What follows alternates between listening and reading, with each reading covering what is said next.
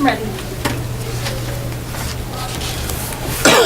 All right, I'm going to call this meeting of the Capital Improvement Committee to order at 1:03 PM here on March 19th, which is St. Joseph's Day. For anybody who's keeping score, if you can spell Zeppeli, I'll buy you one.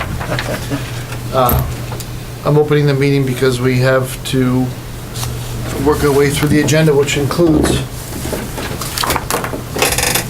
the reorganization of the committee. If it's all right with everybody, we can skip to item 3 on the agenda. Really, that's then first after the call to order. Changing agenda requires a vote, so do I have a motion? I'll make a motion to skip to Article 3 on the agenda. Second. Motions have made and seconded. Any discussion? Hearing none, all in favor say aye. Aye. Opposed? Ayes have it, unanimous vote. Proceed to number 3. I'll open the floor for nominations for chairman of the committee. I nominate Kent Vincent. Second. I move to close the nominations. Second. Motion's been made and seconded to close nominations. All in favor? Aye. All opposed? Question now comes on the nomination of Ken Vincent to serve as chairman of the committee. All in favor? Aye. Opposed? I'll abstain. Let the record show the chief abstained. Let the record also show the chief is now the chairman of the committee. The rest of the meeting is yours, sir. We want to make, anybody have a nomination for vice chair? John Bruno. Second. I make any other nominations? I move nominations be closed. I'll second. Motion's made by Shirley, seconded by Ellie. Any further discussion? All in favor, say aye. Aye. Any opposed? No opposed, it's unanimous, so John is the, good. All right, so we'll call, well, we already called the meeting to order. We'll go back to, we already called the meeting to order. Go back to minutes of prior meeting of September 28th, 2017, and February 21st. If you recall, this meeting was in the fall when we had the issue of the cardiac monitors present itself, along with the issue of new software that was sort of out of our hands when we got shut off by our software company because they got breached. I looked things over there, everything seems to be in order. I don't see anything that doesn't make any sense.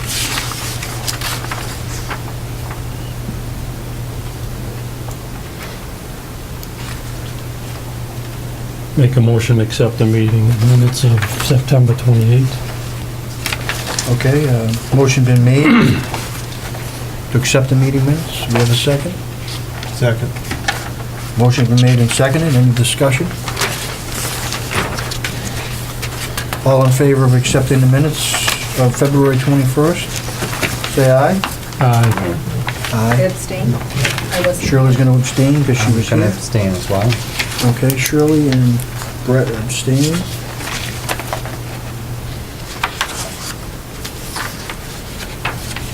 The motion passes to accept the meeting minutes. I'm going to go back, reaching into February 21st. These were the meeting minutes. This was a marathon meeting, if I remember correctly. We had a number of presentations, and then we actually did the scoring process. But I don't see anything that looks out of place, unless somebody else does.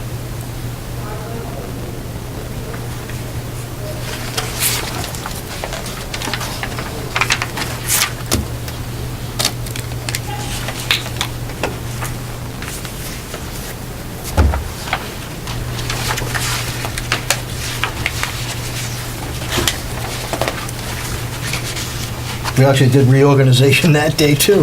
So that was quite a marathon. There must have been a lot of snow in that time, just like we had this year. You did the right one. Hey, whatever. Yeah, I don't know. This, Now this should be February of 18? February 21st of this year, we did Oh, okay. distribution of documents. I was thinking to Yeah. 2017, that was, Yeah. Both of those were approved in September. All right, so this is the meeting that took place, it was documented, but we couldn't vote on anything, correct? Right. I thought you were joking about the marathon. No, The one on February 21st of this year I was lasted 2 minutes. I was thinking back to a year ago, when Mike was on his way out, Like, what? because I wasn't at this meeting, that's why. That's right. Okay. All right, so somebody want to, for those of you who were here, I'll abstain because I wasn't here for this. You were here for this one. Not February 21st, I wasn't. You were, but Yeah. there's been discussion Yeah, otherwise yeah, so this far. is- So- I think we've had This is the one where we just made our schedule, Yeah, but I wasn't here for that. Yes, you were. but you Oh, I were, was here for but you that. were. Yeah. We did have, all right. The agenda wasn't, I was away at a conference one weekend and I was That was- confusing that with. Yeah, yeah. Yeah. in this case, the Sure, agenda. you guys was- sure you want me as chairman? Make a motion to accept February 21st, 2018 minutes as presented here. Second the motion. Motion made and seconded, made by John, seconded by Shirley. Any discussion? All in favor of accepting the minutes of February 21st, 2018, say aye. Aye. I'll Any abstain. opposed? Okay. Brad abstains. Motion passes. All right. All right, let's see. That means we can move on to, oh, we want to talk about method of ranking? Just going to keep it the way, par for the It's course? whatever the will of the committee is. We should talk about it every year, just so that you're comfortable with it. I gotta tell you, I think it's a little bit, Well, we're looking for your input too, so,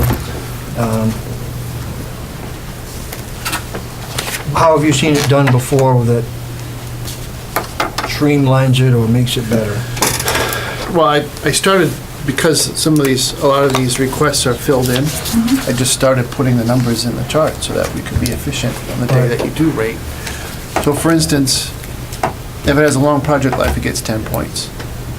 If the item bought has a short life, it gets 2 points.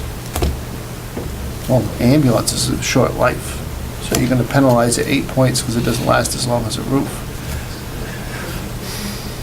I realize that there are gonna be different metrics and the scores might catch up, but at some Right. point, you know, you kinda,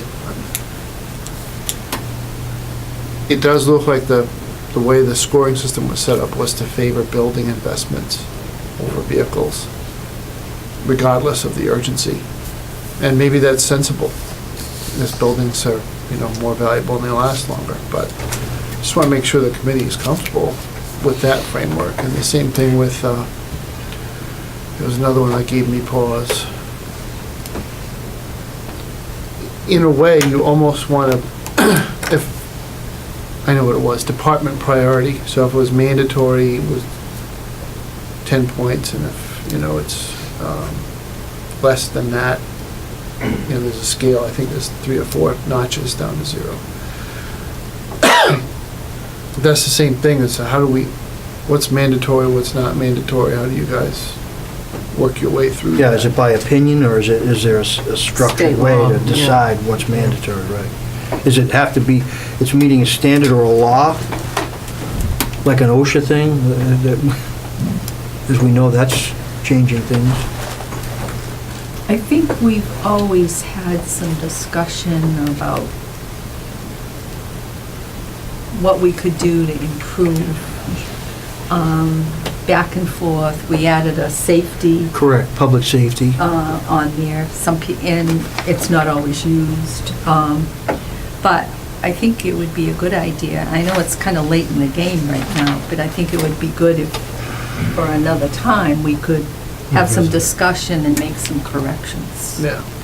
So in terms of the time frame, maybe at the end of Yeah. this process, Look at. before you break up for the year, we'll go back at it again, set the frame for next year. Almost like have a meeting that discusses how we're gonna, Right.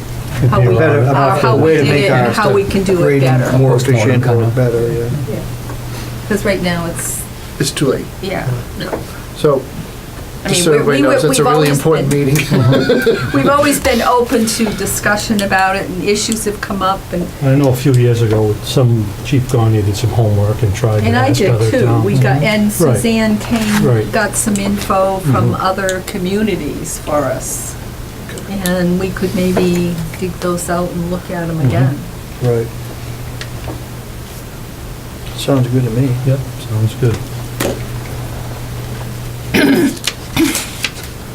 I don't think that's anything that needs a vote, do you, Matt? All right. So you're gonna use the existing method? For now, right. And then we'll get together and see how we can improve it as maybe our last meeting. Maybe we could have another meeting after we do our grading and then we'll figure out how we can make it better. I think that's what you suggested. Yeah. Yeah. Okay, so that brings us to item number 4, which is presentation of department capital budget request and discussion. Police department was first. Are you doing the presentation for that? Yeah, I believe so, Oh, yeah. is it? I haven't talked to the chief today. We only have one item on the list. It's for the new police department. It's been originally requested back in 2009. Projected cost is 8.5 million. We currently are in the basement of this building. The department has outgrown the existing facility. It's in need of many repairs and upgrades that will be costly due to the age and the state of the current building. We've had floods, a lot of issues down there. So that's what we're looking for. Like I said, it was originally placed on here in 2009. Okay.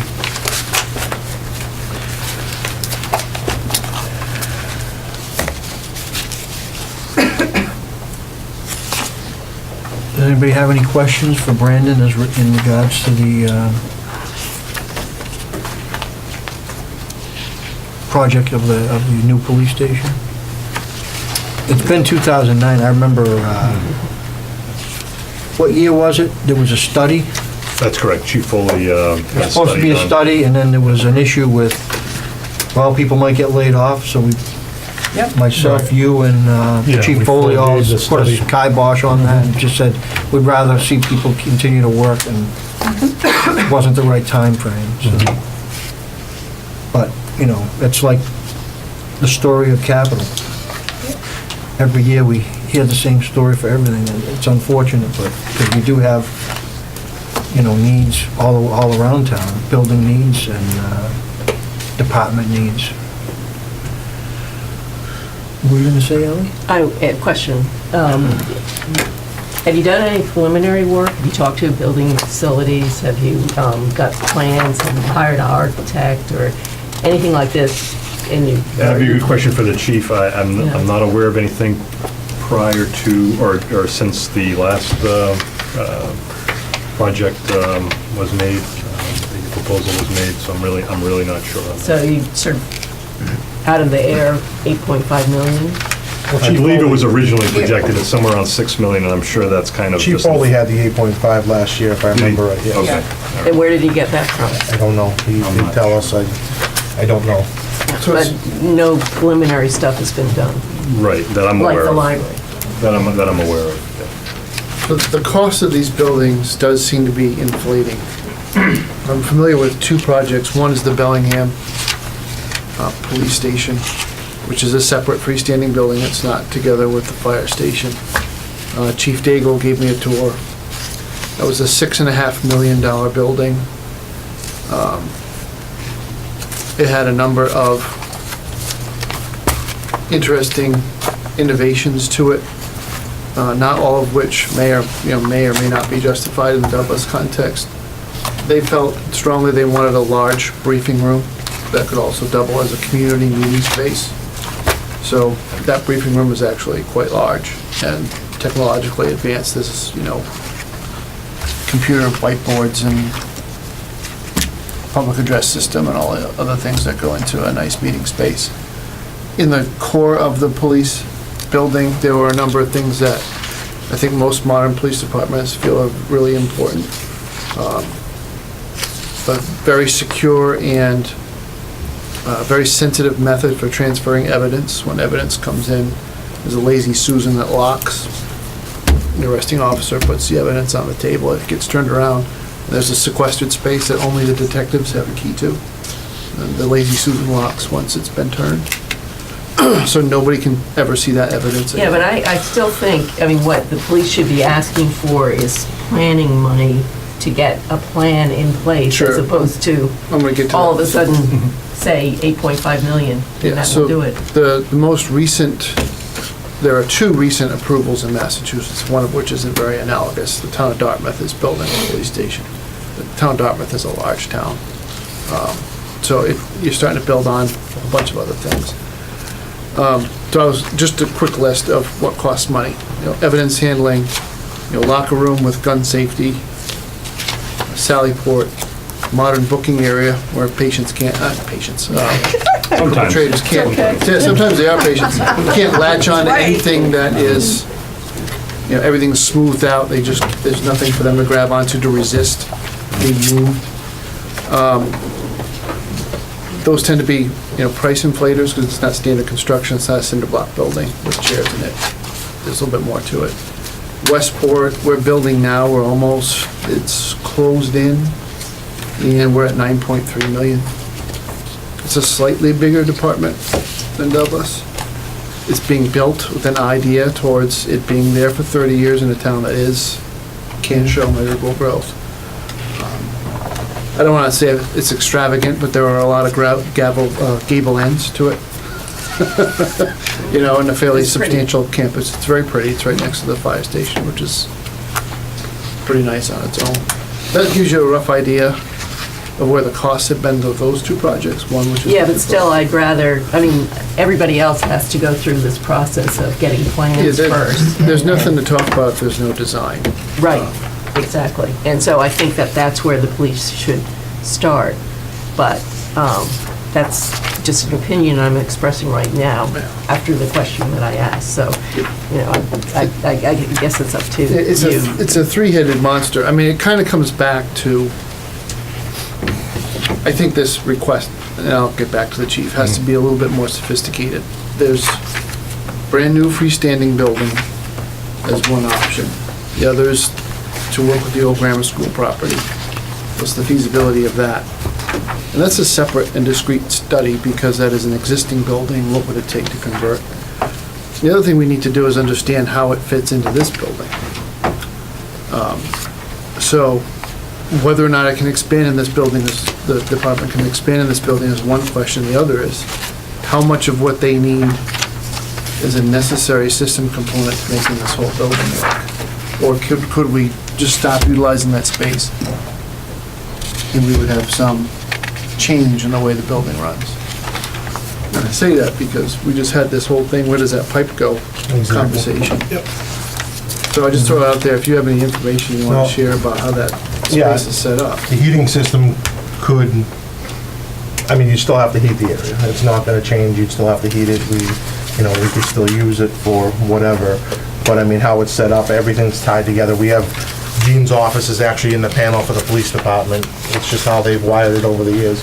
So, there's things that would definitely, definitely cross together. So everything, we would still have to maintain everything down there.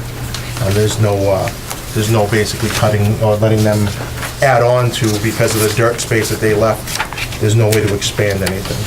It would, and basically that being the basement, that's where the water leaks are and where the floods end up and where the lowest point of the sewer backup is, and, that's what ends up happening. And the problem I have with, it's great to get a set of plans and go forward with that, but if there's no thought in the next so many years, then those plans go and they fall off. The price goes, like I've learned with all these ones that I'll be talking about today, they're all estimates and all, from a couple of years ago, because you can only get someone to come in so many times and say it's about plans this. typically? Right. I don't know, it depends on, 10% It's, of the cost of and it's even been more than that with building facilities. I think we've had it go up to 20%, now, and it's just, and you do it now, and then in a year from now, it's no good. For an $8 million building, about $800,000 for plans, is that what we're? Yeah, and then if that's. And if it's no good we're in not a gonna year or act on it in two, 5 years. you don't act on it, then they're no good. Yeah. Of a code change and The whatever. codes change, what we happened this year, the codes changed to a different code, and I'm learning that with my fire alarm system, that the codes just changed and it's screwing everything up, it's already started. So, and if they change it again, by the time you go to build, it throws a wrench in everything. It's really difficult to, unless you know you're gonna act on it, then you go get the plans, you get someone to give you a better idea, and then you go to town meeting with the exact amount. So maybe what we don't need at this point is detailed building plans, and more a strategic plan around how we're going to Exactly. address. Is it going to be old grammar school? Is it going to be fixing this up? Is it going to be new freestanding? Putting some effort, and maybe that's only town resources doing that, and there's probably some cost to that, but it's not 80 or 1,000 that you're going to, flush down the drain in a couple of years. Yeah, so And I think we've already learned, Ellie, from the library, that how many times we've had plants, and how much money have we spent on the plants, and we still have the same situation. So, So I think the request should go back to the chief. Maybe the request is a feasibility study Right, exactly. in the $10,000 to $12,500 range, right around there, for the alternatives, and identify which one's the most cost effective. There are $265,000 worth of requests for the police space downstairs that are not as pressing if a decision is made to go in a different direction. You're not gonna put a brand new heating system in the space you're gonna abandon.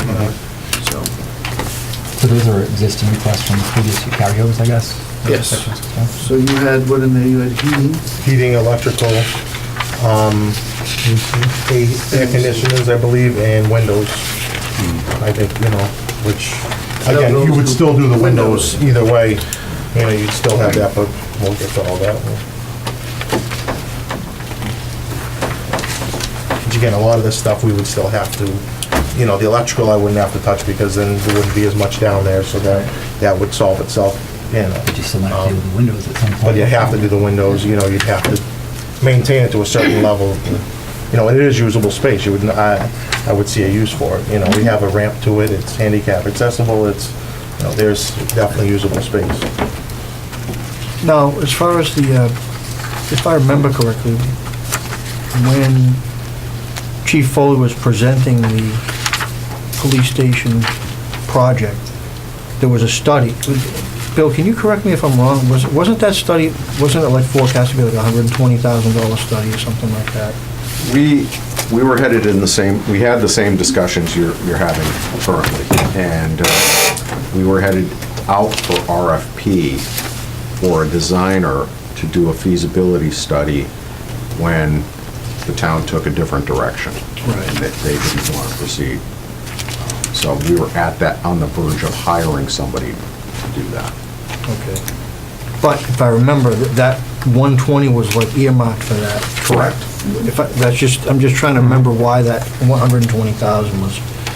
And I think that's what we decided was, in order to keep things going, Right, that one fiscal year. we didn't want to spend that. The 3 department heads wrote a letter and said we'd rather see this happen than that stuff. Correct. But anyway, it's, I want to say it was around $90,000. It wasn't for all departments, It was police, fire, and highway. yeah, it was 3 departments. I think you're just thinking the police, yeah, that's why I was thinking. It so we did a feasibility study, is it very Yeah. feasible? It was the 3 departments. well, if I remember, the project included maybe going out on the end of the fire station? It did. It was going to be a joint highway and police safety complex. Right. Which is, Massachusetts was given. which makes a lot of sense. Yeah, quite honestly. Definitely does, yeah. Up until recently, they were darn good, but. Okay. And I'm So- assuming that would be done through a debt exclusion, right? Fund a building. Do we have to examine or take a look at what existing debt exclusion we have that will be rolling off and when it would make sense to add a new one? And do we already know that, I guess, at this point, or is that something that needs to be studied? Yeah. The other thing too, at one point, it was probably back even further, there was discussion about the police station being up with the fire station it's a- and it's a the sa- town garage, yeah. Yeah. Right. We were talking Safety about complex, a safety I complex. mean, besides the old grammar school, we now own the house at 19 Main Street, we own the VFW. I mean, Yeah. we have, there is, flexibility there also. So, I still have the RFP, it's all ready to go. Does the Can't blow the dust off mobile it. oil space, does that make sense at all? That's the water sewer department. Oh, is that what's happening with it? They own it. I just knew we had taken it over. Yeah. So it's going there since then? Yeah, they purchased it. Okay. All right, so moving on from that, obviously that's a need, but we're gonna move on to next department head. Bill from the Community Development Department's gonna put his Talk about request before. unfunded mandates. Is there a reason why I have 6 copies of this? I have Or no they- idea what you have. Well, they're all the same. I don't know about everybody else, but, Should only be 2 pages, one request Okay. form and 1 page.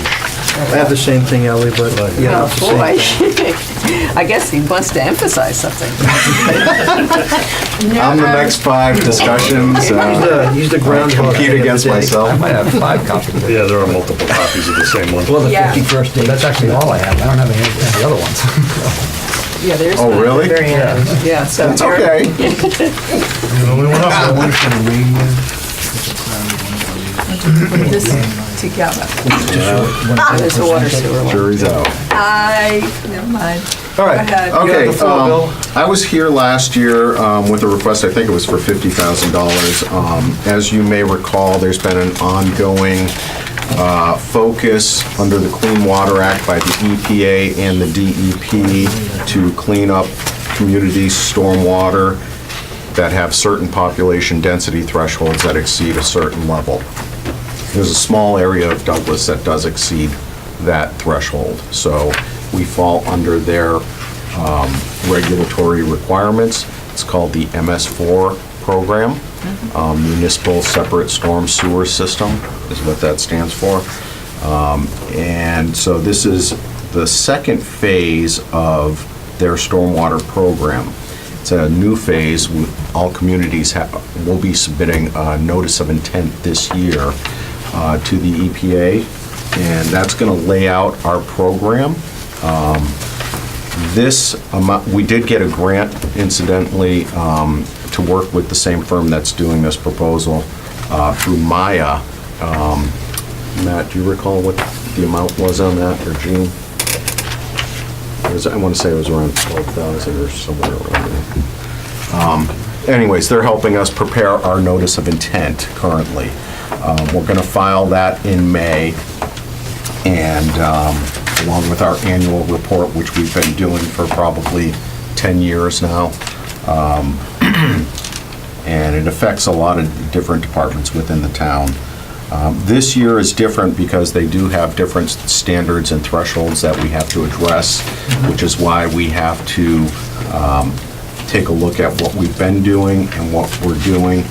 So the sheet that shows your, the proposal and the price list, the consultant gave us 3 options. Option 3 basically is if we outsource everything. Option 1 is taking a minimalistic approach in what we're proposing to do, and basically it involves training town staff to do some of the sample collection at some of these stormwater outfall locations within this densely populated area. So the first year would entail a lot of training of town staff, so that'll be the most expensive year under option 1. Option 2 is kind of a blend between the two. I didn't ask for a lot of specificity. I'm here today to focus on option 1, where we're trying to minimize the cost of the program. Train staff from either Board of Health, Highway Department, my office, to collect samples so that we can do our own testing at these outfall locations, and collect samples, develop our program, and then carry it on over the next 5 years. So you'll see at the bottom of the chart, under option 1, we have, as I mentioned, the most expensive year is year 1. And then years 2 through 5 are less than year 1, but you'll see there's an increase, and the expectation is that as we're collecting samples at some of these outfall locations, we're going to find issues that we will eventually have to deal with. You know, we don't know what those issues are at this point. It's just kind of a budgetary tool that we have there for the next 5 years. So, again, really, it's developing our plan, our program, training expenses for town staff, and then doing some sample collection. It's mandated by the government. They do issue fines for non-compliance, and really that's the most I can tell you. Would Douglas be a focus or a target? It's probably unlikely, but it's possible. So Is that DEP? it's both EPA and DEP. I know DEP don't want to mess with it. I'm sure EPA is probably. I'm sure. So Any, you mentioned questions? you requested 50,000 last year. We did. We did. I'm Was sorry. that granted? I don't. It recall. was not. Okay. We did not score high enough Yeah. on the capital plan, but the timing worked out. The EPA actually extended the notice of intent filing by a year. Okay. So that's why we actually had time to retool and reconfigure our approach, take this approach with the consultant that minimized their involvement. And And I think you had mentioned a $12,000 grant, which we do already have. we do have, and we're That utilizing offsets part of this, or currently. no, we already. No. So that has nothing to do with the 50,000 That's separate. before. It just happens to be that 38 and 12. That's or- separate. Okay. They're working on what's called the notice of intent, and that's what we're going to file along with our annual report. Once that notice of intent is filed, we're following it, and this kind of lays out the plan that we're submitting as part of our notice of intent. Okay. Thank you. I think I asked last year why you can't do this, why you have to hire a consultant to do it. I think we are planning on doing it, but there's certain training protocols that, you know, they know, they're specialists in stormwater management, first of all. They're gonna know what samples and parameters that we're gonna have to sample for at all the outfall locations. I wanna make sure that we're doing things correctly, and, you know, if we have highway do it, for example, and we don't want somebody that was just filling up the truck with diesel fuel or something, you know. We wanna make sure that they address all those concerns and that we do it properly. Well, proper training could be more costly if we don't get the proper training, you know. Does this count the testing bill, or is this just something we send into them? We do an annual report, and we'll continue to do an annual report. So if we find something in some outfall location, we'll report it. We'll have to plan on how we're going to deal with it. We're going to have to develop a plan to find potentially a source. Maybe it was a one-time thing, and we don't see a hit at that location again, and then, you know, we can justify not further exploration. You know, it's kind of like a living document. It's going to change depending on the results we get. So we're just trying to get started in the right direction and and try to be in compliance by showing that we're making it a focus, correct? It's an issue, it's a regulatory issue, that's the best I can tell you, Chief. It's a mandate by the federal government and the state government. Right. But I at least got to keep in mind too that once we commit to this, we're not committing to, you know, just 38,000 this year. You're on the hook for, you know, gotta keep it going. 70,000 beyond that. Mhm. Otherwise, like, you just flush the 38. So. All right, anybody have any other questions for Bill? I do. Seeing, hearing what's going on with the budget and where we're at in town. So are we, and Matt, this probably, you, we're looking at laying off people? Are we, getting to the point, are we going to have enough people to train and still have them doing their job? And if people are laid off, that could be a concern.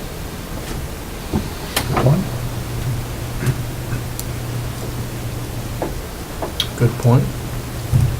Absolutely. Just looking down the road. So when we say we're going to have under option 1, existing folks, town employees trained to do this? Is it highway department folks? It would or- probably be primarily highway department. We probably do semi-annual or quarterly sampling at a variety of outfall locations. In the event that highway can't do it for some reason, I'm expecting to either have some staff at Board of Health or my office Have you train guys those. discussed, I guess, what kind of impact it would have between the training time and the taking sample time, what that does to We the rest of haven't your- yet, I mean, we don't know all the details yet. Guess that's why we're trying to put this program into place, Right. so we can get the training and then Would water sewer be involved in any point? Bob's involved. I communicate regularly with Bob about the stormwater NIPD's program and ask for some input from him annually when I do my report. And they have their own whole sampling thing that they have to do. And it takes them a lot of time. Yeah, and that's what the goal is ultimately, is to identify, areas of contamination and illegal discharges into the storm sewer system. So I guess maybe the more direct question is, do we have any idea how many man-hours are associated with this particular project for town employees? It's really driven by what we submit in our notice of intent. And again, what's going to happen is we're going to initially establish probably a sampling program that's either going to be semi-annual or quarterly. And we'll go out, collect the samples, send them to a lab. We may find we get, results that exceed acceptable limits at a certain location. We will then come up with a plan on how we'll respond to that. So we'll have to determine what the source of that contamination is. And that's part of the plan. I can't give you a better answer than to say it's going to be depending on what we find. If they find something just like water, you have to resample, I'm sure it's gonna be. You have to isolate the resampled, location, maybe you sample upstream a little, you hone in on where the problem is, and then maybe you run a camera down the line. There's a variety of things you can do. It's definitely gonna take some time. I mean, I don't know, it's it's especially. gonna cost money top to bottom. Exactly, there's no doubt. How many households are there? I want to say 82 off the top of my head. What was your question? 82 what? Outfall locations, that's the sample locations. Yeah. So it's gonna take some time to go on each one. And once you have a plan, you have to maintain access to those outfalls. And that densely populated area is only going to continue to grow. It's already, over the 10 years we've been doing this program, it has grown.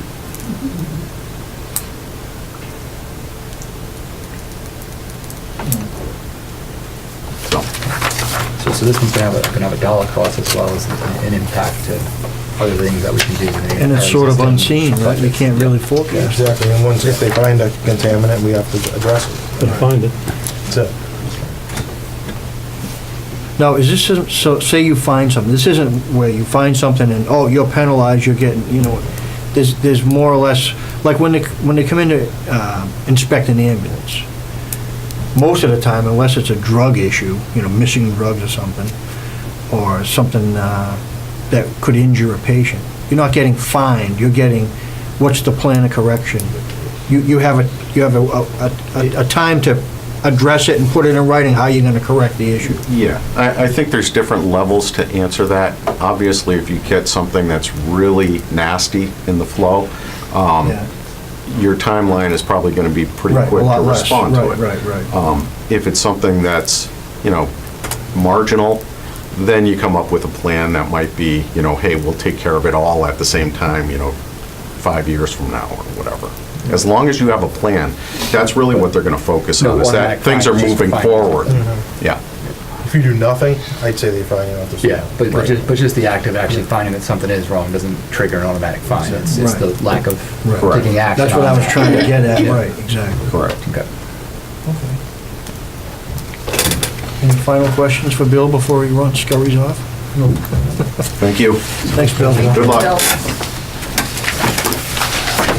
Okay.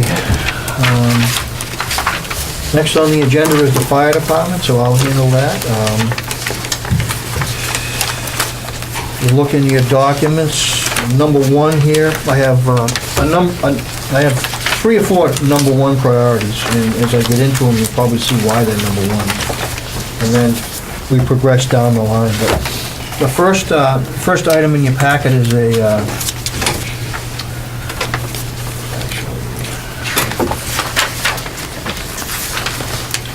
First item in this one is portable radios, but I'm gonna skip over it.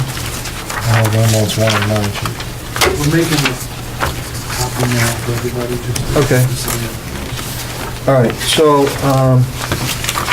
all right, I have ambulance 1. This is a priority 1. Ambulance 1 is a 2007 F450, which is a 4-wheel drive. It's made by the company MedTech. This was an ambulance that Chief Gagne bought prior to him leaving in 2007. The year is 2007. The company no longer makes this ambulance. This company no longer makes ambulances. So it's difficult to repair from the ambulance side, and it's also been a problem from the Ford side. The desired use of life for an ambulance, in my opinion, or I would say, is 5 to 6 years, based on the type of call volume that we do. I would say anytime you get past 5 or 6 years in an ambulance that's been driven by multiple people, you start pouring money into an abyss and a black hole. This ambulance actually has a rear end. The rear of the ambulance is air ride. So every time you open the back doors, because it's a 4-wheel drive, it sets high off the ground. So when you open the back doors, the rear end drops down. Okay? That means it's movable parts, and the more movable parts you have, the more likelihood you have of breaking things. Every time I've had this rear end of the ambulance repaired, it's usually $5,000 right off the top, $5,000 to start. I found a place that was a little bit cheaper this year. I actually did not run this ambulance for the last part of June, this last fiscal year, because I didn't have the money to repair it. So I waited till July 1st and sent it over to a place in Webster. Currently has over 110,000 miles on it. Let's see, it's 11 years old. So it's over 11 years old. Let's see. So far this year, I spent about $12,000 on this ambulance alone, repairing it. Part of it was the rear end, like I said. Let's see. Or what time period is that? 2000, this past, so far this year, from This year was July 12,000, 1st. I'm sorry, okay. I've already spent about $12,000 repairing this ambulance, keeping it running so we have a second ambulance. This ambulance, we had a problem last year with our newer ambulance that is now 7 years old. It became very unreliable last year for about 8 months, 9 months, as I fought with the manufacturer, trying to get them to fix the ambulance. So that meant if we didn't have this ambulance, this old ambulance, that we would have been without anything. Well, as we know, the ambulance brings in revenue, and that revenue in turn pays for some of our firefighters and a lot of the equipment that we get. So if we didn't have the second ambulance, we would have been without revenue of probably close to between $200,000 and $300,000 in revenue without the ambulance. So there's the reason we have 2 ambulances. But this ambulance 1, this 2007, is what kept us going during that time we were fighting with Chevy. But the issue I have is our ambulances have broken down with patients in them, and that's a life safety issue in my opinion, especially if you're working a very difficult call, a cardiac arrest or something like that, or even what's called a STEMI, a myocardial infarction, where a person has to go to a cath lab. If you're transporting a person where life is, or the cliche is time is muscle. So the more time goes by, if you're having a heart attack, the more muscle dies in your heart. So if you have a broken down ambulance in the middle of that could be lethal, or cost the person their lives or a lot of their cardiac tissue. So this is no joke. It's something that's very important. I believe somewhere in here I have a copy of a quote. I've got a couple of quotes for this ambulance. The medics quote is there. I think that's right. That one there is $176,000. But the state mandated a couple of years ago that you have to have a stretcher that goes in there that mounts a certain way. That Does anybody remember when the ambulance rolled over in Milford and the patient was killed? That's about 2 or 3 years ago. After that, the state mandated that you had to put in a stretcher that was secured in a different fashion. It used to be just antlers that were bolted to the floor. Now it's going to be configured and reinforced and whatnot. So that loss of life in that ambulance crash caused the state to act, and it drove up the price of a stretcher about $45,000. Jeez. Wow. Now, the securing device is like 20 grand, but if you get the stretcher, which is electric, it raises the patient up and down, and it has a 700-pound weight limit. So that increases the price to about $45,000. You're gonna save money on back injuries there, I will say that. But all total, if you add that 176 and the 45, you're up around between $230,000 and $240,000. And that would be a four-wheel drive ambulance. So that's the ambulance. I put that as a priority one, obviously you can see why. It was on capital last year. Can I ask a question? Sure. Why am I remembering way back in decades ago that that ambulances were supposed to pay for themselves? You would bring in money, and then that was to be used to buy an ambulance, and that's no longer done that way? Or how much do you have in that type of a fund? Actually, Jean could answer that, but she'd probably have to go find out. We do have an ambulance receipts reserved for appropriation account, where all revenue that's taken in from the ambulance is put into this account and is appropriated at town meeting. Yeah. The last couple years of town meeting, we've had to defer part of the transfer because we didn't have enough receipts to cover the operating piece of that. We did borrow from Stabilization for the last ambulance, and we haven't had enough money to pay that back yet, Stabilization. So the mechanism's still there, but the receipts don't cover the cost of the operating, and therefore can't cover the cost of a new ambulance. So personnel is what is operating? Personnel salaries and expenses, that's correct. Is there any way of getting, talking to Fat Man and McKenna and asking them to put a line item in state appropriation? I believe, I could be wrong, but I believe somebody may have already reached out to them, and I don't know where that's gone, to be quite honest with you. And there are no grants for ambulances? Not at present, not at present. I did hear that AFG at some point down in the future would consider ambulances. What's AFG? It's, I'm sorry, that's Assistance to Firefighters Grant. That's the same grant we got the self-contained breathing apparatus from a couple years ago, and also we got our ladder truck off that, and we also got turnout gear, protection, firefighters turnout gear a couple of years ago. So, that's where we're at as far as that goes. But I can't overestimate the importance of, replacing that ambulance. It's just too old. And quite honestly, when you start running an ambulance like that, my opinion is, I don't even think it's my opinion. I think it's a fact. I think it exposes the town to liability if it breaks down and someone loses their life because of it. So that's the ambulance. I have a couple of more priority ones. This past year we did, last fall, we did 2 cardiac monitors on the ambulances that have worked out well. As a matter of fact, they've been responsible for saving a couple of lives here in town. But we also have an issue with radios. Portable radios, our radios, we currently right now, the fire department runs on a low band system.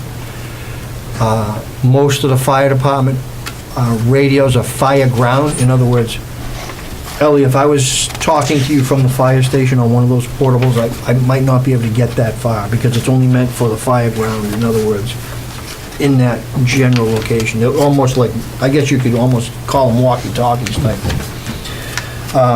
Some of the officers' radios work off a repeater system that bounces off the tower. It bounces off the radio in my cruiser or in the fire engine, then it bounces off the tower. So it gets extra help so you can go further distances. Right now, we work on low band, and UHF is the ones that repeat off the tower and off the radios in the cars and the engines. Low band in the valley or in Worcester County is becoming extinct. We are now, out of 25 towns in the valley, in central Mass, we are one of 3 towns that does not, that don't operate on high band. Everyone's gone to high band radios. I'm not enough of a radio guy to be able to explain why that is, but in any event, it is what it is. And so we're one of 3 towns in Worcester County that operate on low band. So I've talked to our radio guy, I've talked to Matt about trying to establish some frequencies that are high band. The issue is that we go mutual aid to all our surrounding towns, most that are now on the high band. So if our firefighters are on that fire ground in another town, they don't have a radio that can communicate with the incident commander. In other words, the person in charge outside, their interior, they're in what's called an IDLH environment, immediate danger to life hazard, which is what a smoky environment is called. It's an IDLH. If they have a mayday or they have a problem, they can't call on the frequency that we're operating on in the town. So that's a life safety issue. What I'm trying to do is, I was approached by the radio committee in the district who said, if you can get some frequencies established and earmarked for you, we might be able to help you out with a crossband repeater to put in your station so that you can start talking on high band. Now, we have high band radios in all the trucks, but we don't have high band portables. So my next thing was get the portables either on a grant or presented to Capital. I have put it to Assistance to Firefighters grant for 25 portables. I have yet to hear back. We only did that a month or so ago. So there has been a grant that's been applied for here. Have you already applied for the FCC licensing on the frequencies? We have not. Okay. Jim's looking for that, but I've also talked to Matt about maybe trying to get, I think Jim's getting ready to retire, so there are other companies, I think, I've talked to Matt, Cybercom is one of them. They're the ones that did the bi-directional amplifiers in the schools. Mm-hmm. So, anyway, the radio committee chairman approached me and said, listen, if you can get FCC channels secured for high band, we may be able to help you out with a crossband repeater, the money for a crossband repeater. So that's another piece of the puzzle. We've already got the radios in the trucks. That's a good thing. All we'd have to do is put our channel in. But the issue is portables, and somewhere down the line would be pagers probably. So portables was the next thing for me, because my guys are being put in harm's way when they go mutual aid and they don't have radios where they can talk to the incident commander. So, are you leaving anything else, John? No, I don't think so. All right. So that's the issue. That's why I put that as a priority 1, because anything that comes before me where I think a life is involved, I'd put it a priority 1. So, like I said, at the risk of repeating myself, I have applied for a grant for this, and we'll see. That grant would include, the money's for $25,000. That grant would include 25 portables, and there would be around $900 to $1,000 a piece. So, When do you expect you would hear about the grant? that's the thing about AFG, You just don't know. is every week they release different ones. When we did the self-contained breathing apparatus, we were like within the 4th week of the grant. We were like right away. Yeah. But it all depends on how well your grant's written, where you would score. We scored 100 on that grant when we wrote that. So, that was for turnout here. We scored high in any event, high enough to, and they can almost tell you, if I call Dave Parr and I say, he's the FEMA coordinator, where are we at? He'll tell me right off the bat, yeah, well, you scored this, and it's probably not gonna be enough to get funded. So, if he tells me you scored high enough, you will get funded, you score high enough, it still doesn't tell me what week, where in the year I'm gonna get funded. You Right. know what I mean? He might be able to say, well, you scored a 90, and so I would say, maybe by June you might know something. So you haven't made contact with him yet? Not since the grants were placed. No, I haven't. But he's the type of guy that works with you, and he'll guide you. Yeah, so I So you guess, can score well. so would it make sense to reach out to him before we actually get to voting on everything and be able to get? I can try to reach out to him. I can't guarantee I'll have any information back. Yeah, I know what we've done in the past with if I remember correctly, I think we actually, for the ladder truck, we actually voted money for capital and it got funded, Okay. and then we got the grant, and deferred it to. and we deferred it, next project, okay. or I forget how, I don't remember how it worked, because I wasn't cheap back then, but I just remember, we ended up not having to take it out of the town budget. It ended up coming out of the grant. So the holding off on the voting,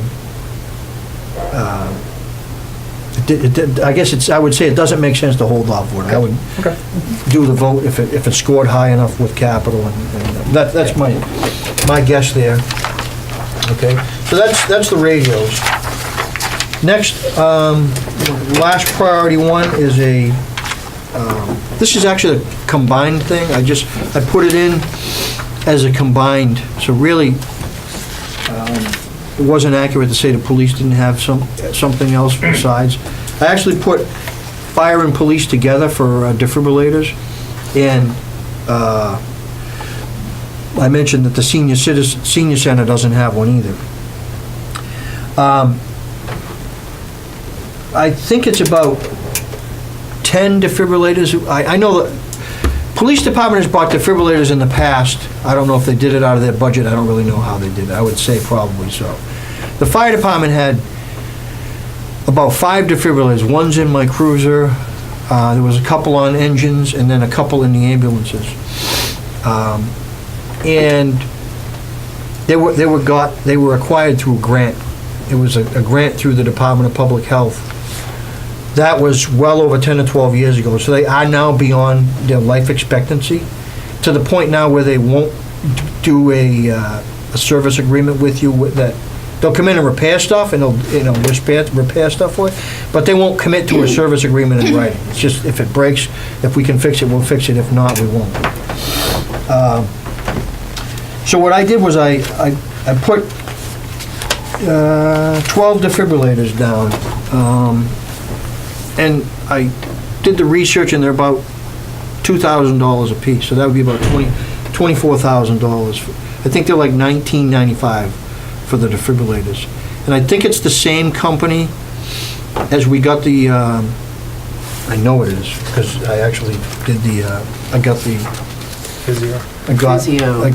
quote through Physio, correct. And they were $19.95 a piece. I just evened it to $2,000, because at that point I didn't actually have the quote in hand. So we would split those up between police and fire. The other thing about the defibrillators is, right now, the defibrillators that the police department have and the fire department have, they're not compatible. They're different models. So it would make sense to me to streamline them and to have them all the same model. For instance, if we got to a call and the police had already shocked somebody and they had the defibrillator on, we would have to peel those pads off and put the Physio ones on. So that doesn't make a lot of sense. It makes sense just to unplug it and replug it in. There's a cost savings in pads, which are about $30 to $40 a piece that go on the chest. So there's a savings there.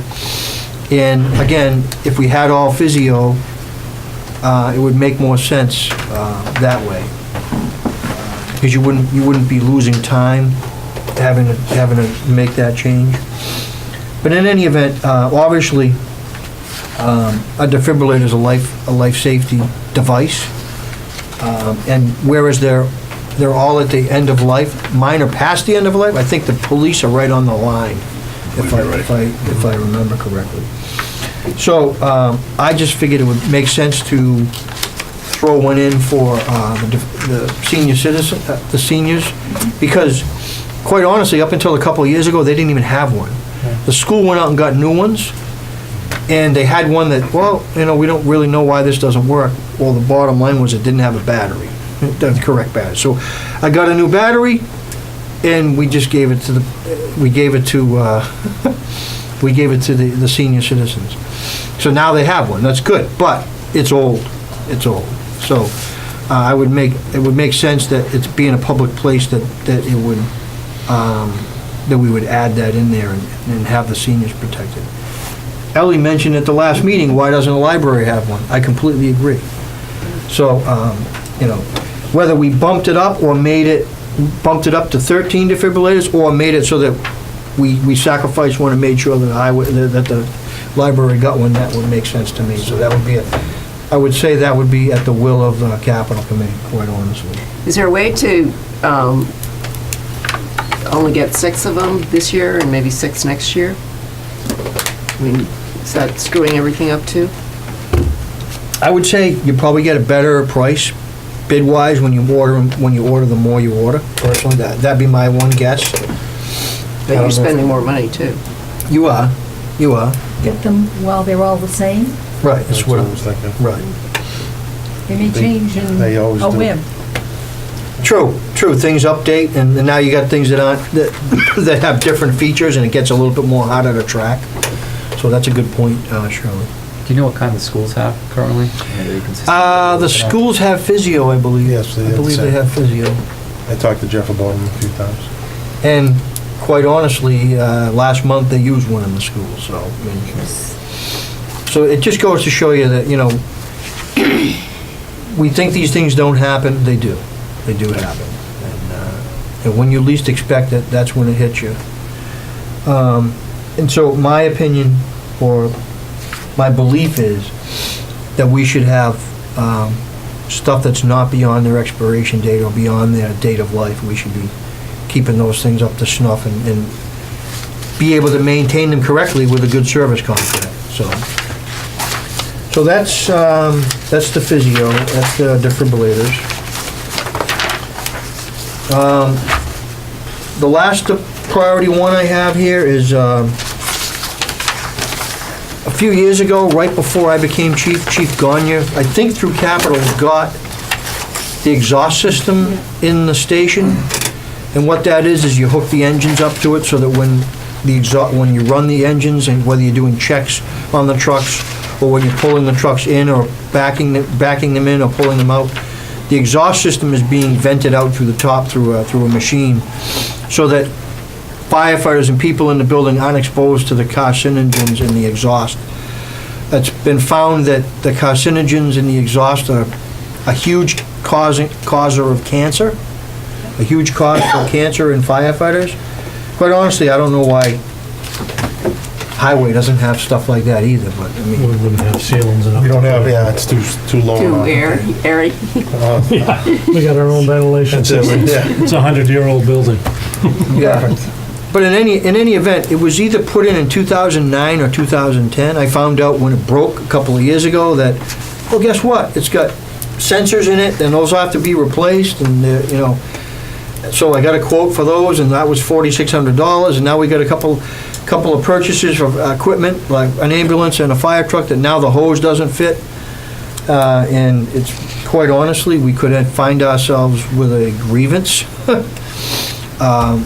because union members don't want to be, nobody wants to be exposed to those carcinogens. So we have carbon monoxide detectors in the building, in the sleeping quarters, but it needs hoses done to be affixed to a couple of trucks, and then all the sensors and everything been redone, need to be redone.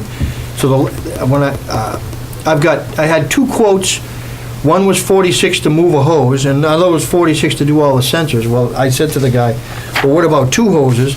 Well, if we were there the same day, we could probably save some money. But he was all worried about going over 10,000 because it could put us in, what would going over 10,000 cause us a problem for? More money, or would be Bid? No, I don't think it was. We need quotes. Yeah, I think that all changed now. I think, Prices. Yeah. so, so that was his concern. So I put it in for 10,000, it could cost 12,000. 12,000. I put it in for, okay, I put it in for 12,000. Hopefully, it could be less than that, but I don't know. You know, I honestly can't say for sure. But I just think with people in the station 24/7, they're exposed to it, so it's a priority, and that's the reason I put it as a priority one. They have little remotes and sensors that when a truck starts, it sets the system out and it sucks all the carbon monoxide and the carcinogens out of the building. I believe, no, we didn't get a grant for that, I don't believe. I think we did that through capital, if I remember Paid for correctly. that. It was 16,000 back then, if I remember correctly. And so here we are, 7, 8 years later, spending almost that just to maintain it, but that's where that's at. Let's see here, I had a priority 2. Priority 2, I have ambulance 2. Ambulance 2 is our newest ambulance. It's a 2011, that's 7 years old. So as I said before, 5 to 6 years old, you're starting to dump a money into the ambulances that they cost you more in repairs than they're actually worth. And you can spend $220,000 on a brand new ambulance, and then when you go to trade it in, they give you a couple $1,000s for it. It's ridiculous. But that is where we're at as far as that goes. This is a 2011 E450. It's an Osage Chevrolet. It has DEF, so it's a diesel, so it's diesel exhaust fluid. That's where the problem has been, that I've got into it with the manufacturer over. I actually got us reimbursed $3,000 last year of money we'd already spent, and I said it wasn't fixed correctly, so I went back after them, and they actually reimbursed us money. But it's been a headache. And when they changed over to the exhaust systems, these DEF systems, it's created a real nightmare as far as ambulances go.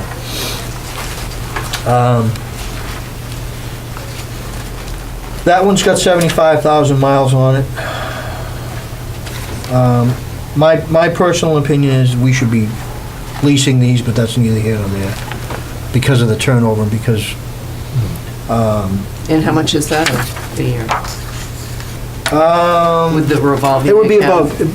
about, I would say about $30,000 to $40,000 a year, and the revolving account may actually cover that, I don't know. Yeah. I think that was something that Gene and Matt could probably answer more accurately for me, but I think, whether it's a lease purchase or whether you could just lease them and be done with it and turn them in at the end of 5 years and get a new one, like I just bought a personal vehicle through a lease. At the end of 3 years, if I don't want it, I trade it in and I can get another one. But I know Gene doesn't like leases, but I get it. But it doesn't make sense to buy something that's only worth $2,000 when you go to trade it in 7 years either, so. And to pay $240,000 or something and then trade it in and get a couple grand, it's a joke. But that's the ambulance, where we're at as far as that goes. Chief, is ambulance 2 starting to cost money to maintain? Ambulance Are there 2. any problems with it? We've had, like I said, it was very unreliable for about 8, which is why I went at the manufacturer hard. A lot of problems with that DEF fluid, a lot of. That's been more or less the issue. That's all the Recently, it was trucks an have it. injector. It's- Recently, it was an injector, and it got covered under the warranty, because I got them, when I actually went to Detroit.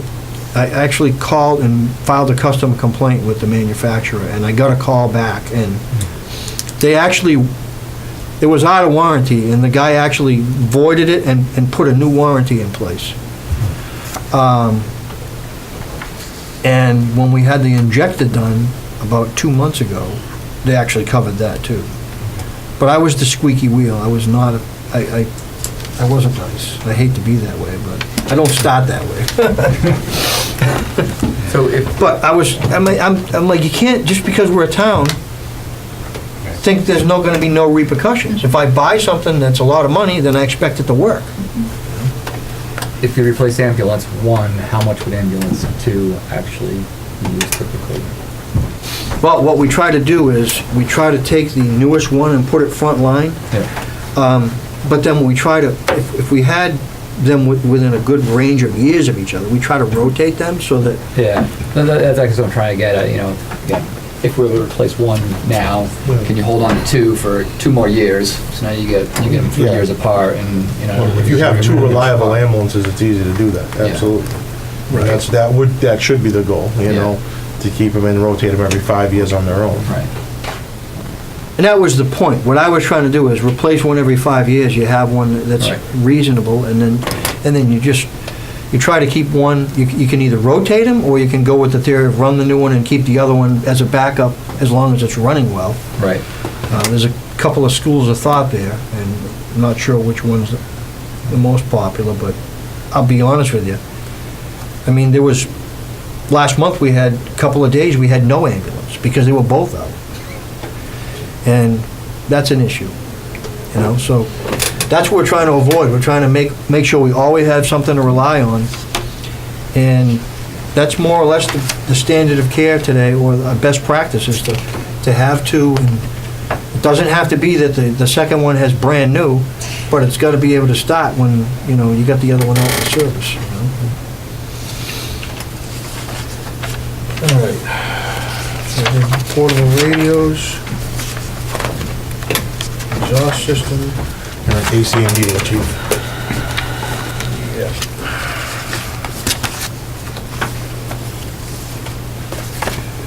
For some reason, the numbers are wrong. It should be on an engine at this point. That's what I thought. There's another department, priority 2, AC and AC heating. heating, 1, 2. They kind of Oh, yeah. jumbled compared to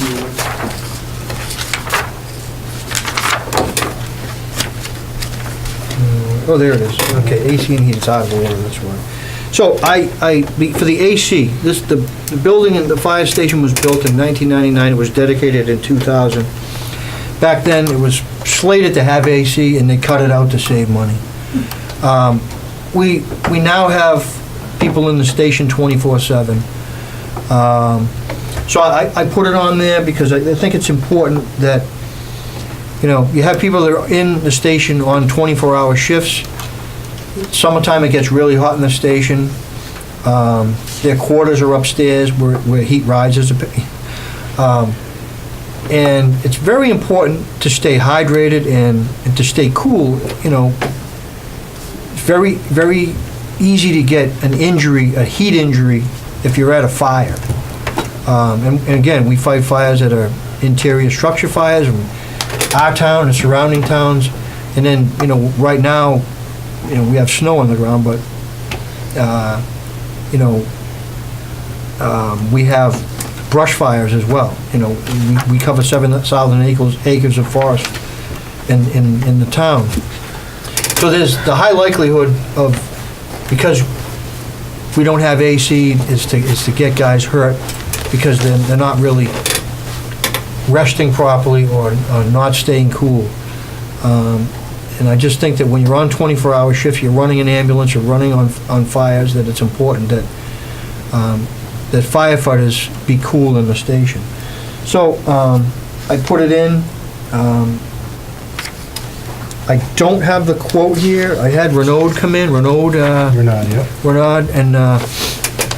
and he was doing me a quote, but it was, as Adam brought out, do I want to spend a lot of time here? Because if I do the work and then you get low bidder, I've done all the work and someone else gets the work. I'll explain that when I get through mine. I've been shut off on, a company that I've used for many years has shut me off on getting quotes because I don't spend any money. They don't want to spend the time You doing know, it. because they do all the To not get legwork the and you're work. gonna go out to bid and they don't get the work. So, and they told me outright, they appreciate the business, but this is how it works, you know, and I've done it year after year, so basically you're on estimates most of the time. Right, so with this AC system, it's a heating/AC. It's AC with, what do they call Yeah, it? heat pumps in the Heat air pumps. conditioning. So it augments the system and helps out with, because it's very cold in the fire station all year. It's a cement building, and So this would be using electricity. yes, it would. Yep. So your operating budget would have to go up.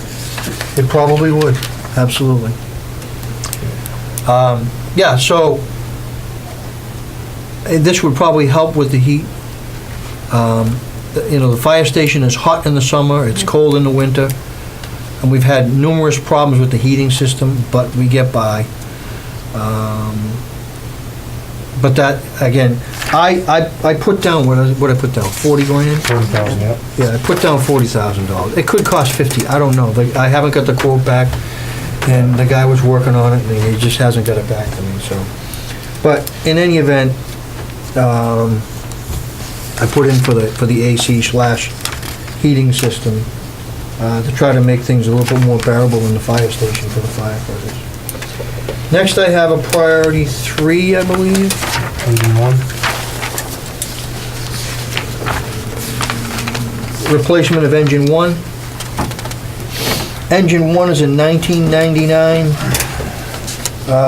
International. It was made by Pierce Fire Engines. They're down out of Minuteman. It's a 1999. It's worked a lot of fires. It was our workhorse for 18, almost 19 years. I just had I thought I was going to have to replace the pump and rebuild. I should not replace the pump, but rebuild it, which would probably be between $15,000 and $20,000. I was able to get by with just having them repack the pump, which was only $2,500. But in any event, it was our workhorse. It's now not the first out the door, so it's got a little bit of time to rest. It's not getting the wear and tear that it got before. But the truck does have an oil leak around the rear main seal. We have had some repairs done on it, but it's almost 20 years old. 20 to 30 years is the life expectancy of an engine. That's if it could take a break like it has been taking a break. It was on my capital list to be replaced. This is probably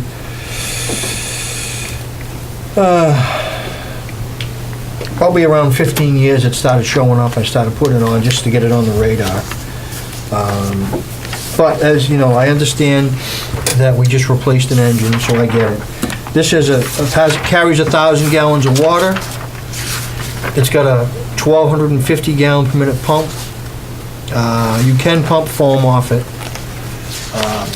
What did you just get last year? We got a rescue engine, a pumper rescue, correct. So how different is that than this? That you can do more with because it carries more people. It's not a commercial cab. It's a custom cab, so it's designed more for that. Like I said, this is just being put on the radar because it's fallen in that 20-year period where it's time to do that. So to at least get it on the radar. Listen, the engine that we just replaced, it was on for 6 years here. So you got to get it on the radar. Yeah. Because think about it. You get more points when it's been on longer, right? Yes, like the library. Just like the library. Exactly. So in any event, that's that one. That cost me $1,600. I thought it was $2,500. So the rescue pump for last year was $475, am I having that right? Yeah, the rescue pump was $475. This is $400. How many other pumper or water trucks do you have? We have a tanker, which is engine 2, which will be coming up in a few minutes. We have our new engine, this engine 1. Yeah. So between those trucks, 25, we have 4,500 gallon, 4,500 watt. What's the one with the camo disguise on it? There's, Oh, that's like that's an old tanker we got for nothing from DCR, but great. But that's correct, exactly, great. We get those, that's more for brush, for wildland and the woods and stuff like that, so we can mow trees down. You don't want to take these nice tankers and... You don't want to take that on the road. We like those old tankers to beat through the woods, it's perfect. Right, for 'em. right. Yeah, so So we have 2 engines, a tanker, and a ladder truck. Which basically is best practice for a department our size. I wouldn't want any more trucks. I would want to retire something and No, you don't have replace it. room. No, I don't have room, absolutely. Absolutely. But once something reaches end of life, you gotta replace it. It's just sort of like getting a new Volvo, right? So, all right, so that's engine 1. I have a priority 3 here, the fire station bay floors. I don't have a quote for it because the guy who was doing replacement of other floors in the station was supposed to direct me to, and he hasn't directed me there yet.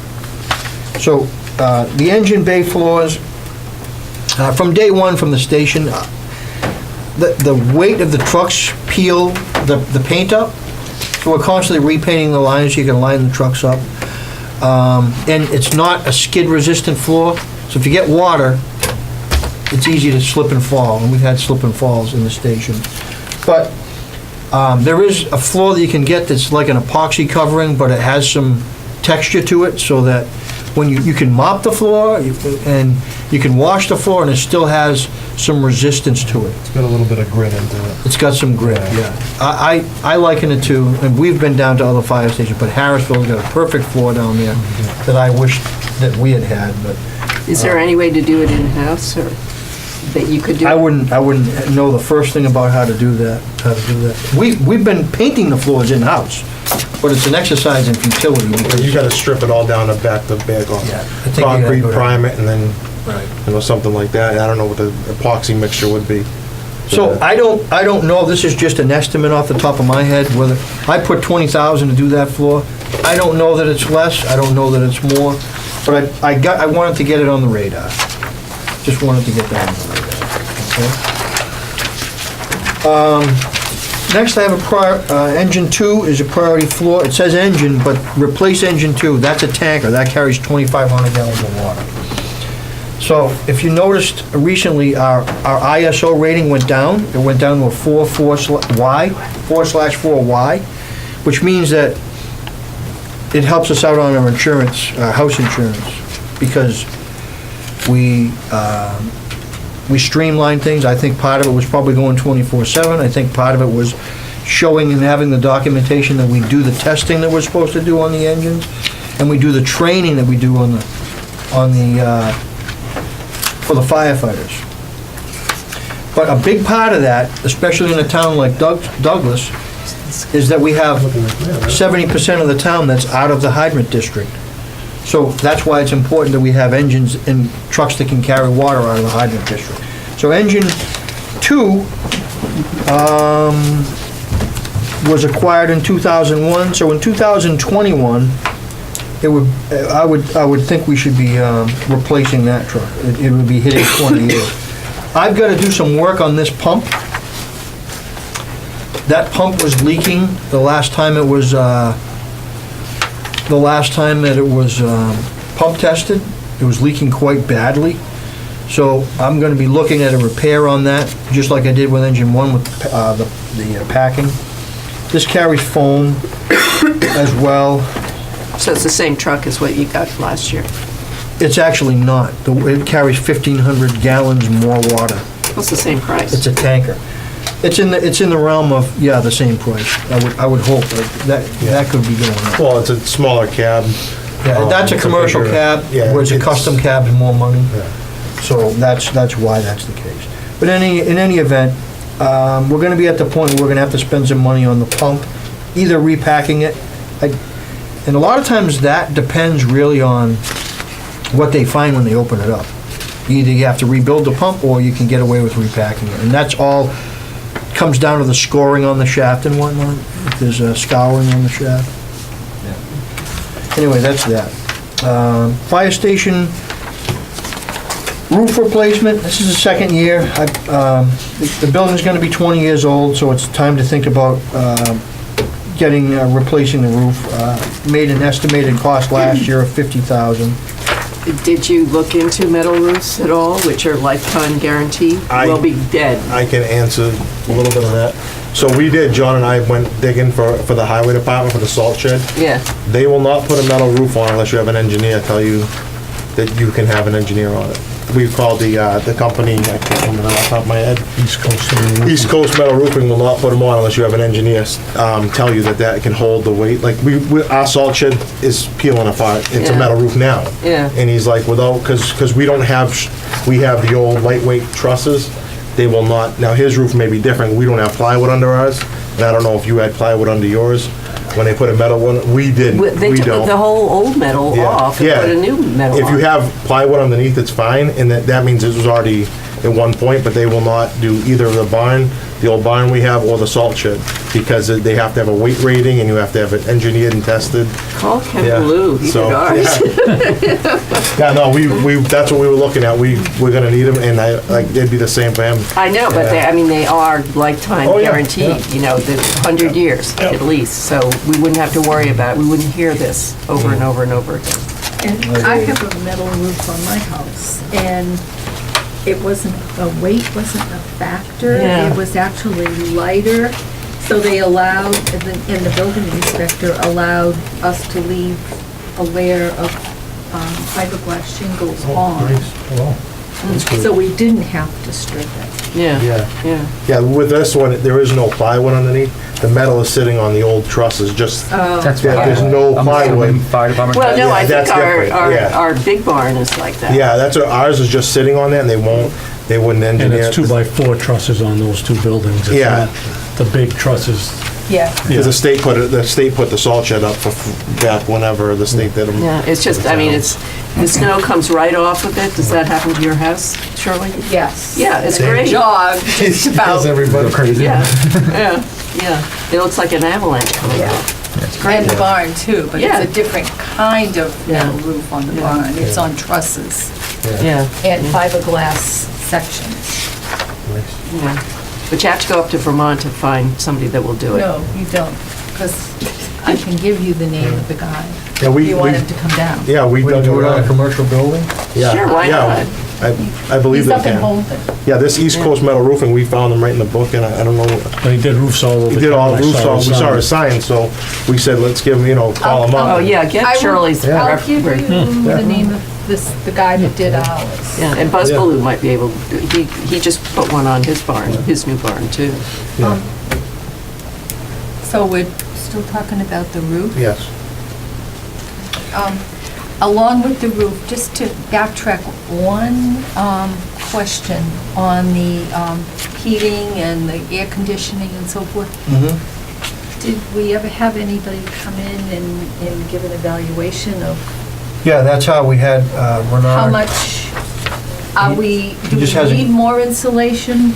Well, one of the things I can tell you is the windows in this building. Yeah. And the fire station, I think he's got it on here. I Yeah, told him to somewhere, do. yeah. Yeah. Are awful. And you can hear the whistle, you sit in the meeting room, you You're hear the losing whistle, heat. so you're losing it. Oh, you- So yeah. that would be part of it, I mean. Okay. you're Just a gonna- question. Oh, no, absolutely, that's All right. definitely it, for Yep. sure. And then you got a cement block with no insulation. Oh, yeah. You know, so that doesn't help them in that aspect. And I don't know that, I mean, we had that company come in last year doing, That was for I was the gonna ask you, did they do it as part of the? green energy. Green No, no, community? yeah, we haven't, that hasn't gone Yeah, forward yet That's a either. good point. They did the Yeah. envelope evaluation on all the buildings? right. Yeah, was And that I haven't heard included? back Haven't from got any them. information back from them. I just, No. Matt was just talking about it with me this morning. And they were talking about, that. there's no insulation above your COA. Exactly, Oh, yeah, You're that's, losing. exactly. That's what it is, even with the post office. And that That's one, changed up. They that have no one insulation meeting room above is the so ceiling. cold. And they did it, the post office rehabbed that building on us. They just left it all like that with no insulation, and they can't figure out why they keep those. okay. That's such a waste. Yeah. As Just part of like- that, if you do the roof, or do some of that stuff, you might wanna check and see if you can apply anything that you spend Exactly. towards the 50% match that they typically Yeah. try to get the town to contribute. Yeah. All right, also, I had floors for the fire station, the tile floors are all, they're all torn up, they're all ground through, and I think there's water coming up through the bottom. So I was about to say, Well, look it's like you all had water pitted. coming out on that side, because you could see there were It was all pitted and it's peeling, so. They take a beating with the firefighters. I can't find my, I have a quote. Because I had Carpet Lover come in and they did the tile. We've got lots of them. It's here. Yeah, We've got 3 different quotes there. so I got 3 different quotes. One was for carpet upstairs, Yep. Yeah, we have those here. Yeah. but I just didn't see the form, is what I'm saying. Yeah, the form isn't here, but the quotes are here. Yeah, okay, so you have carpet upstairs, you have tile in the meeting room. All that stuff needs to be replaced, so, he's got quotes for, it looks like, let's see. 4,823. Yep, 4,823. 1,993. Yep, and then there's one for 13 grand, so you're looking at about $20,000 worth of equipment, of repairs. I just wanted to get them on the radar. Yep. Because, once again, this is the first time I've actually taken time and said, okay, what is, the building's gonna be 20 years old, what do we need to replace? So, Maybe a silly question, I don't know, but Yep. for the main hallway and the conference room, could you use the same epoxy stuff you're putting in the garage? Would that make sense at all? Or- certainly I don't know. it wouldn't be, I don't see a problem with it, quite honestly. I wouldn't mind either way, quite honestly. I don't really like the tile. I think it's a lot of work. You have to wax it and buff it and strip it. and- Gosh, I never did that with Tiles? tiles. No, No. you don't have to do that. That's a lot of work. A tile, These are- in the bathroom. Yeah, it's not like that. I think these are the More big like tiles. linoleum. Yeah, Yeah, the it's rolling, linoleum. and you have Oh. to wax, yeah, it's linoleum tiles. And I just don't think it's really as worn well, because, you're coming back from fires, you have stuff on your feet. Yeah. You The track the guys same mop the floor. floor every day. They mop the Yeah. floor. But you're not every putting day. in carpet there, are you? No, that's there's upstairs. carpet upstairs where the sleeping quarters are. That's all torn up, so. Yeah, and just from what I know, as far as at least at least what I think you consider the main hall in the conference, seems like Right. that epoxy stuff would And- be a and nice I option would there have too. no- If you I end would up doing the other have- part, Yeah, I absolutely. would have no problem with that. The problem is the guy was supposed to point me in the direction of epoxy, a guy who would do that, and I don't have it, so. And then the AC guy still hasn't got me the quote, because, again, they're not gonna waste a lot of time. Yeah. So anyway, that's all I have for the fire department, so. Next on the agenda is, go ahead. I apologize. I forgot how long we didn't go. I should have couched this earlier. I do have a hard stop at probably 5:02 at the latest. I have to get home, get the kids off the bus. 5:03, yeah, thank you. Get the kids off the bus, so. I'll be quick. Yeah, I guys don't know if we can get through everything, but, How many pages was yours? A lot, but don't worry about it, I can show you how to do it. and Chief, maybe before we go, I'm not sure if Courtney got back to you, if maybe you could I did address talk to Courtney. school before I go, in case there's any questions that, I'm not sure how much I can answer, but, it seems they weren't See aware your next job. that we were Yes. gathering I just got, capital. okay, I don't think it's on just the got the agenda. form, I just got her Yeah. the form this morning. Yeah, so they'll get to those as quickly as they Yep. possibly can, but this No is the problem. first hearing that we were actually trying to do anything with capital this year, so. Okay. All set? So I'm ready for you. All right, my priority one, Highway Department, is to replace a 2007 F-350 one-ton dump truck with a plow. The current truck has over 100,000 miles. And dollars. Yeah, dollars. The oil pan is leaking right now, and to replace the oil pan on those Power Stroke diesels, you literally have to take the cab off. So that was a very poor design by Ford. I'll never buy another Ford diesel if I can help it in my career. This is in every truck. It's a frontline truck used every day. When it snows, we plow with it. The guys are hauling brush with it today. Every day, this truck is out on the road. Whether it's snowing or just general maintenance. I'd like to replace it with a 2018 F550, a little bit more heavy duty. The truck I looked at is a gas engine. Again, I'm done with these diesels. They've cost us a fortune over the years.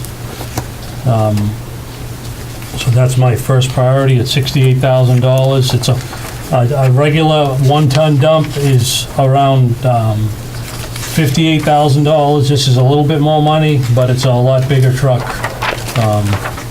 It's the in-between truck from the big dump trucks with the Sanders and the 1-tons we have now. So Here's that's, the current one that you. that's a 2007. Okay. Any questions on that truck? You have highway? I don't have highway, yeah, thank you. Yeah, you can have mine. Yeah, I got an original packet, which I couldn't open any of it, and I got some subsequent ones that, is that the original? Suzanne, just no, this is packet? everything. Oh, okay, thank you. Fire, highway, facility. Okay, thank you. Here, too. I stopped to assume that it was all fire. Okay, it went on to other things? Oh, I'm all set then. Thanks. All right. My priority 2, we're gonna remove, because we're being creative with a snow blower we have now. With permission from Matt, we're actually taking an 84-inch snow blower we have that was bought before my time, and it's too big. We're cutting it down to this model. So I've got, we're actually working on that today. So Mike Cahill comes through again. that's correct. That's correct. So you're removing So we're this gonna one. remove item, priority number 2. All right? Number 3 is an asphalt hot box. After speaking with Matt, this makes a ton of sense. When we put out cold patch on the roads, it's $140 a ton, and if we get a bad rainstorm, the pothole is back again. This will replace it. We'll be actually going to the asphalt plant, buying the hot top that we use in the summer, put on the road, and the pothole will be gone for good. It's half the price. And it's half the price per ton. It's $70 a ton versus $140 a ton.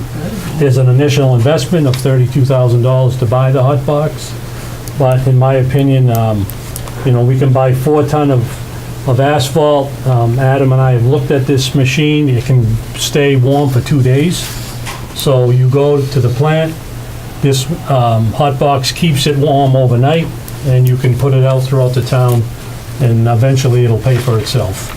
And the hole's filled once and for all. Labor costs and material costs, it's a no-brainer. Do you want this to be department priority number 2? Please, yeah, that's a great idea. We'll just bump everything up one if we can do that. Thanks, Shirley. So, I agree, it sounds like it would pay for itself. How quick do you think that would be? Is that 5 years, 10 years? Yeah, it would probably take some years, probably. But I'll tell you, the man hours alone, Correct. we have to repatch the same holes 3 and 4 times a winter. Yeah. They get bigger each time. Right, If yeah. you can put some asphalt in it Yeah. and let it cool, it doesn't come back. You guys are gonna have your work cut out for you this year. So what did you say, 3 or 4 years it would pay for itself? I'd say 5 years to be safe, and that's not, I haven't done any math, so that's just off the top of my Yeah, head. yeah. All right? Next is actually priority 3 now, Shirley, thank you. To replace a 1996 International dump truck with a plow and sander. We did get the new catch basin cleaner / plow sander last June.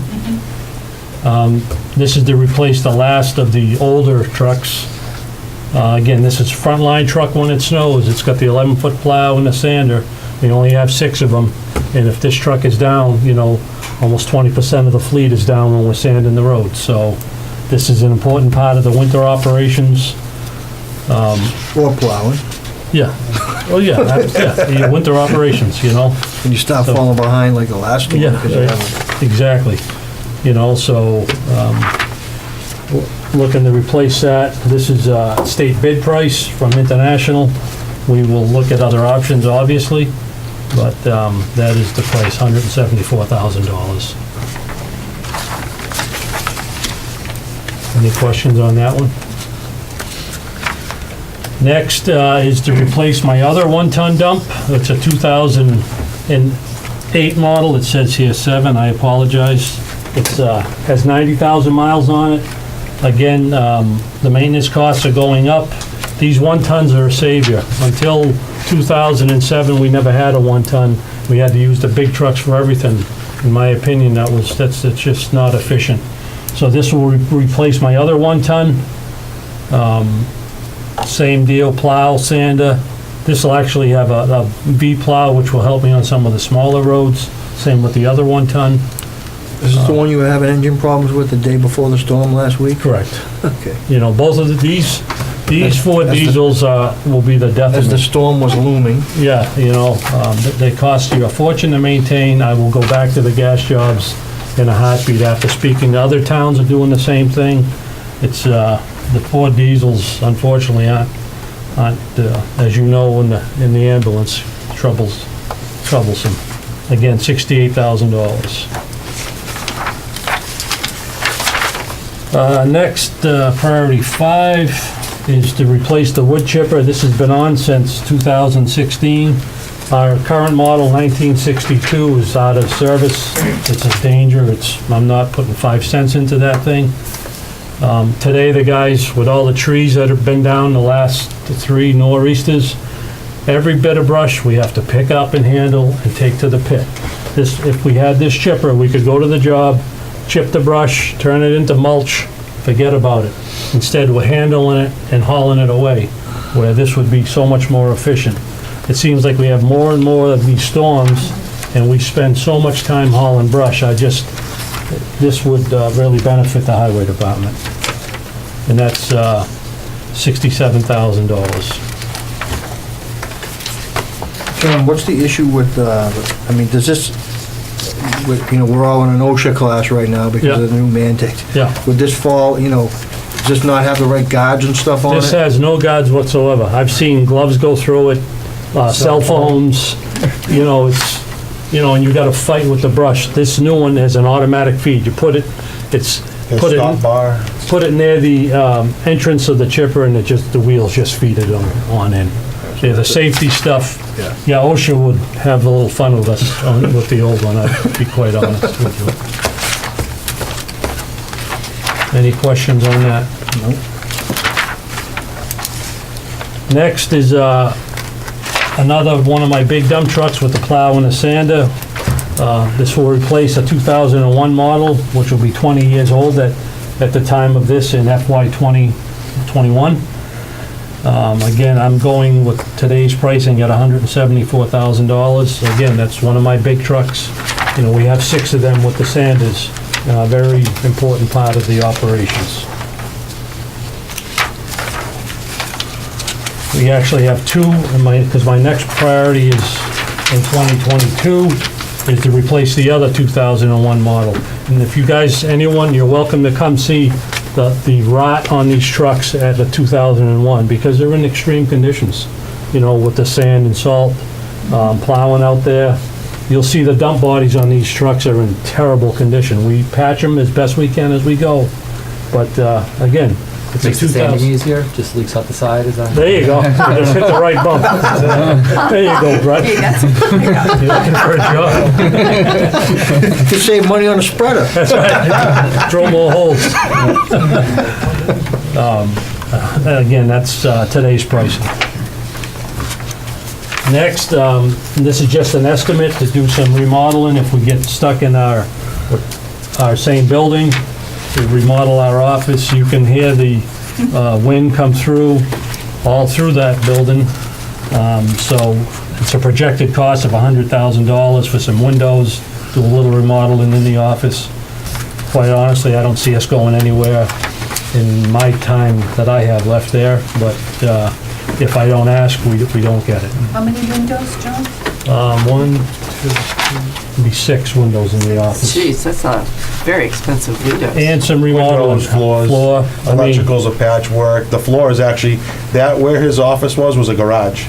They just threw like a couple 2x4s down and put a floor over some it, plywood and linoleum. which also extends to our kitchen, And- which is actually the boiler room, which Yeah. is the same room, which I'm sure that's not supposed to be, but, But please stop in and I can show you the wishy-washy floor and the windows, no problem. Next, and this is just an estimated cost, we did have the one gentleman come for metal roofs on the salt shed in the barn, FY 2023. They're both metal roofs. Again, the gentleman told, as Adam explained earlier, without getting it engineered, he wouldn't do the work on this building, so, we'll have to investigate further. But then that's in 2023. and I always put this on. I don't have any numbers. I did speak with Matt, he had a number that I don't remember off the top of my head for a highway garage. You just did some rough numbers. Yeah, 1.2 million. 1.3 million for a, Metal space building equipped with very basic mechanics. and I always keep it on there just so it's on the radar, as the chief said on earlier stuff.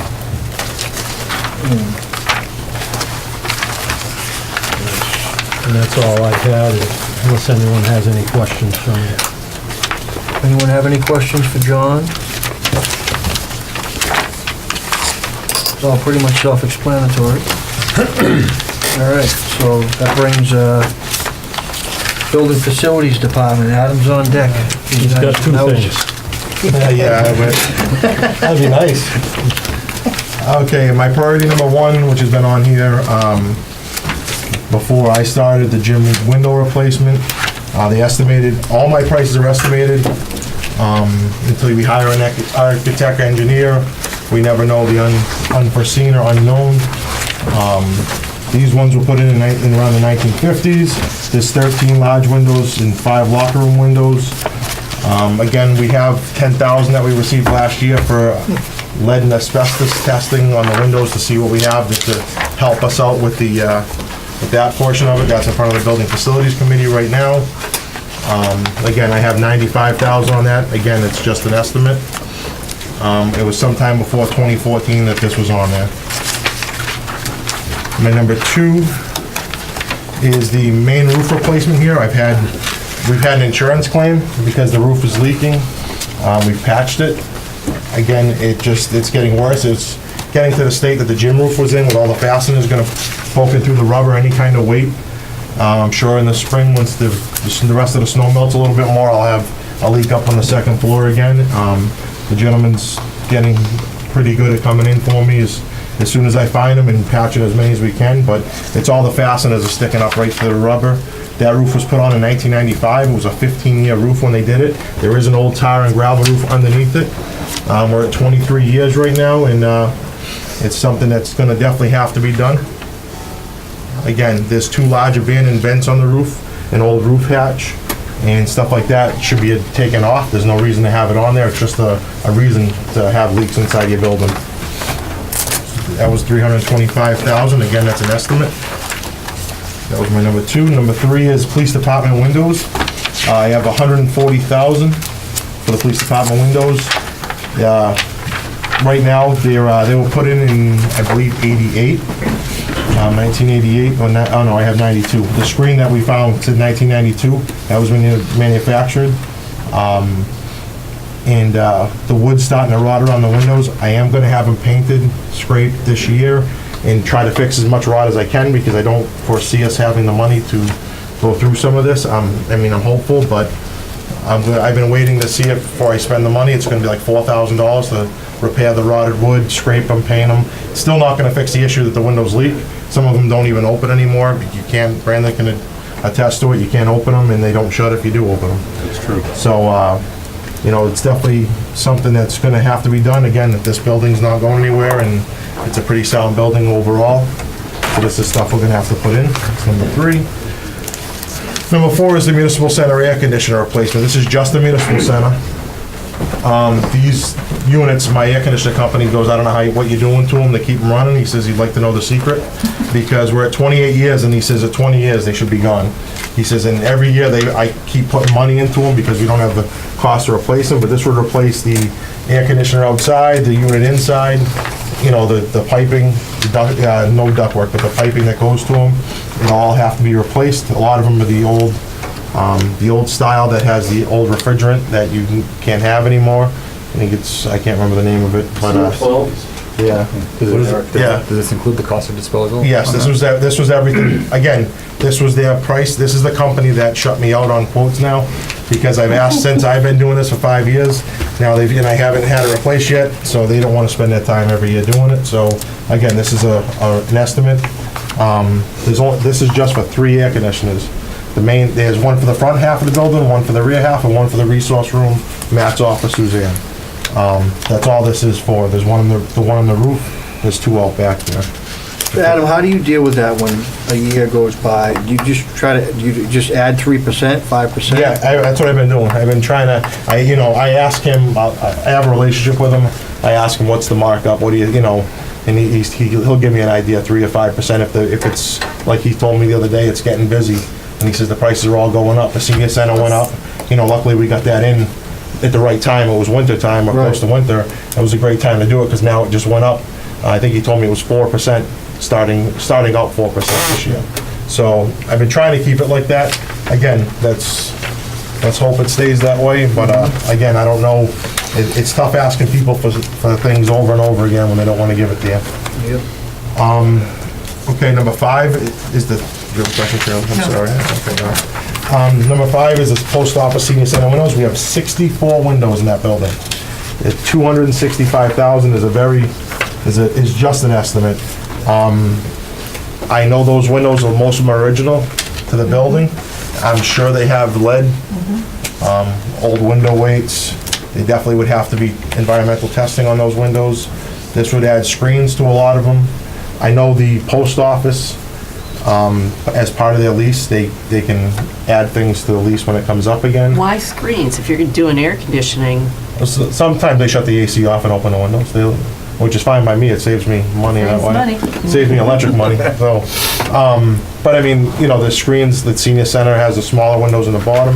But like I said, these windows are old, and there's 64 of them. It's not like there's only a couple. So I don't know if they do want to do each floor separate, but the post office can add it to the lease and then make it mandatory, or we wouldn't sign it, or however we wanted to do it. Lease funds can be used for this, so I did put other funds as in lease. So that would have to go through and figure out. I'm not sure how much they get or how much it is. Since this sounds like a good candidate for pork funding, and going to the U.S. representative and senator and getting them to get money put into whatever budget there. And because it's dealing with seniors and the U.S. Postal Service, that could be a selling point in getting money from them. Hey, I'll take all options on the table, believe me. If it gets any of these projects done, I'll take any option or any avenue we can go for. It definitely is. I apologize for having to leave. That's all right. No. Do we have a next date anticipated yet? We're still meeting Wednesday. This Wednesday? Oh, we're on this one? Is there an email distribution that, or, no? This Wednesday's been scheduled for quite some That time. was in the original? On the original dates. That's 21. At 1. 1 o'clock again? Yeah. So, It won't be as hard as this one. This is kind of a combination of a few meetings that we. I think I was the work here that day. I have to look at PTO now. Number 6 is post office air conditioner replacement. I've already replaced one of them, and I brought this price down. I have 18,000. They have one large unit on the side. Last year, the front air conditioning unit let go. The fan rotted off and took out all the wires and the electrical. So it was, I believe it was like $6,000 we spent. It came out of my budget. To replace it, per the lease contract, we have to maintain a certain temperature in there, so it's not like it could have waited. So I did replace it. This one is a larger unit. It's just as bad shape. Again, we're on 22 years. It's a 20-year unit. I've had them in several times to fix it. But again, it's per the lease, and maybe lease funds could be used for that also. I always put the lease on there just in case. So the back end of the post office is open, sort of, where they load Yes. the trucks and stuff There's like that? big plastic screens on the inside, so the heat and the AC stay inside. Okay. Yep. They actually, the post office installed them on their own. Yeah, well, that's nice. Let's see, number 7 is the normal post office interior, exterior painting. Sad to say, in FY20, it's time to do it again. That's the 5 years is up, so I'd have to do it for 2020 approved, so we do it in 2021. It's already like scrape, caulk paint, prime, exterior of the post office per our lease agreement every 5 years. When does that lease expire? Didn't it just expire? In 5 years. So it would be 2021 would be the expiry, because it was a 5-year lease we signed this time, I believe. So. So it 2021. just was signed. Yeah, 2016, I believe we signed it, January of 2016. Oh, you weren't around then. Why are you nodding your head? He read it. Him and I have had discussions on it already. Okay. I just can't believe it's been 5 years. Yeah, so. He does his homework. That's priority number 7. Priority number 8 is post office furnace and air handler replacement. I've had issues with this. I replaced the furnace my first year here. There's an issue with the air handler and how the post office, when they moved in, set it up, from what I've been told. So the cold air goes through across the heat coil and then causes condensation and rots it out. So we didn't install it, had nothing to do with the town, but we now own it with this new lease. We own all, we owned it before this lease, but they installed it all, and then when they signed the lease, I own all the light bulbs, I own all the lights, I own the toilets, things that they put in, we still own once it was started. So this heater now, the way it's set up is rotting out the heater, the air conditioner when it runs, and there's no way to go about it to change it. I've had them add a drain to it. We're trying to drain the condensation before it gets too far, but even my brand new heater, which is only 4 years old, if you pull it out, it's all rusted. So it's not gonna be long. We're gonna need to actually strip it and get someone to come in and put it the right way, or separate them, or however they need to do it. Again, I'm not too sure, but the moisture is just incredible. We have it piped right into a sump pump, which expels the moisture out. That's priority number 8. Priority number 9 is the post office parking lot paving. Post office and senior center parking lot is in tough shape, not the expansion parking lot, just the parking lot where they park for the post office and senior center around the shed. That whole area is just awful. We're patching it with the highway department, but it's definitely gonna need some attention very soon. There was crack seal back in 2012, but it's past that point now. It's definitely time to pave it. Again, I have it in here for FY20, just unfortunately every year I just keep pushing the dates, the years back, and because I can't all have like 10 number 1s and all for this year, so I'm trying to keep pushing it. Municipal and gym door replacement, we have one emergency door that's rotted, and then we have 4 sets of doors in the gym. They're all, you can see around them, they're all just metal. There's no insulation factor in them at all. If we're gonna do the windows, that'd be like the last step for us to complete this whole thing. That's for $20,000. Do you think you could fundraise using recreation or sports or? Yeah, I'm sure if we approach the youth basketball program, if we did this, then we could get some funds from them, hoping. They've been pretty good in the past with trying to help, with smaller things if I have, so like Ryan Hogan and them been very receptive to it, so it'd be nice if they could. I don't know how much they have for funds, I don't get in any of that. Number 11, architectural engineering plans for cost estimate for the addition of a fire suppression system for the municipal second floor. Mike Gazinski put this on. This is the start of, I think there's 2, one other one further down. But in order to move upstairs, we can't move upstairs because of a change of use. It was a school. It's now, if we wanted to make it offices like we've talked about, we'd have to do this here to figure out the cost of a fire suppression system for the second floor. Unfortunately, the water main that comes in from the street is too small. It's only a 4-inch, and it also ties off to domestic, which is supposed to be 2 separate lines. So we'd have to have someone come in, design the whole thing, and then get the funds for this to happen if we ever decide to go upstairs, which, like I said, unfortunately, it's right now storage, but there's space up there that should be utilized. This building is set up for it. It's a shame not to. That's number 11, and that was 50,000 for that. Number 12 for 90,000, second floor heat and air conditioning units. There's 4 units up on the roof. The school left had them installed in 1997, and when they moved upstairs, they're propane units. I've got 2 that have rotted heat exchangers that are just shut off. No one's up there. I have 1 that's on its way out with the heat exchanger, and I'm sure the last one isn't far behind it. I need at least 2 of them to run to keep the heat going upstairs. It's only set on, I think it's set on 62 up there, or right now. And I have the air conditioner like at 82. And just so the pipes don't freeze, and we keep everything moving. So some of the ladies are up there bringing files up.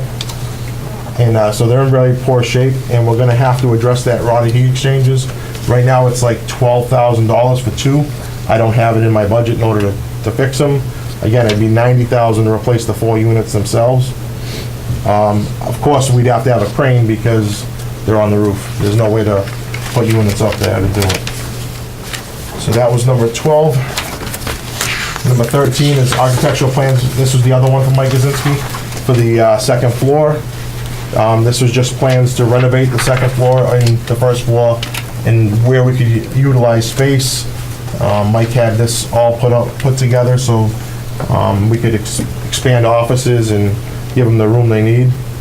So this is just for architectural plans, interior renovation, first and second floor for $45,000. Number 14 is municipal center first and second floor lobby window replacement. Down towards the gymnasium area, there's the main lobby, the glass windows. The seals are broken on the windows and you can see the water's getting inside, penetrating inside. I have a little bit of water that's starting to come on the inside of that I've noticed is starting to happen. And it's definitely something that's gonna be a concern when it starts rotting out some of the metal, because that whole thing was an addition. And we're gonna have to look at those windows to try to fix that. But right now, at least just the windows, around $95,000. Again, it's an estimate. At least that, I don't have to worry about asbestos or lead. I put on it, that was a whole addition on in '96. So that's. There are, I know the library's applied for a couple of years and not gotten it, but an ADA grant from the architectural accessibility people. Maybe this, because the elevator is ADA requirement, Yeah, could, perfect. you could apply for a grant from that. Absolutely, yeah, we'll definitely look into that. Number 15, municipal center flooring and carpet replacement.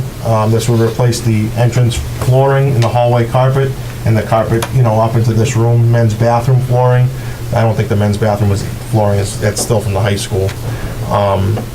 And so we have the main, you can see how worn the carpet is, so by FY '21, I figured this, we would be able to replace this. It would fix the flooring. I keep patching the tiles when they break down. We have some of the old tiles, if you notice, they don't match. I know that, but I just keep throwing another tile in, but, I have a guy come in and put another tile in just so that way he keeps it going so nobody trips. Replace that and then replace the hallway carpet. That was $20,000. That was probably $15,000 for FY '21. Police department electrical upgrade. So if the police department stay where they are, their panels are full.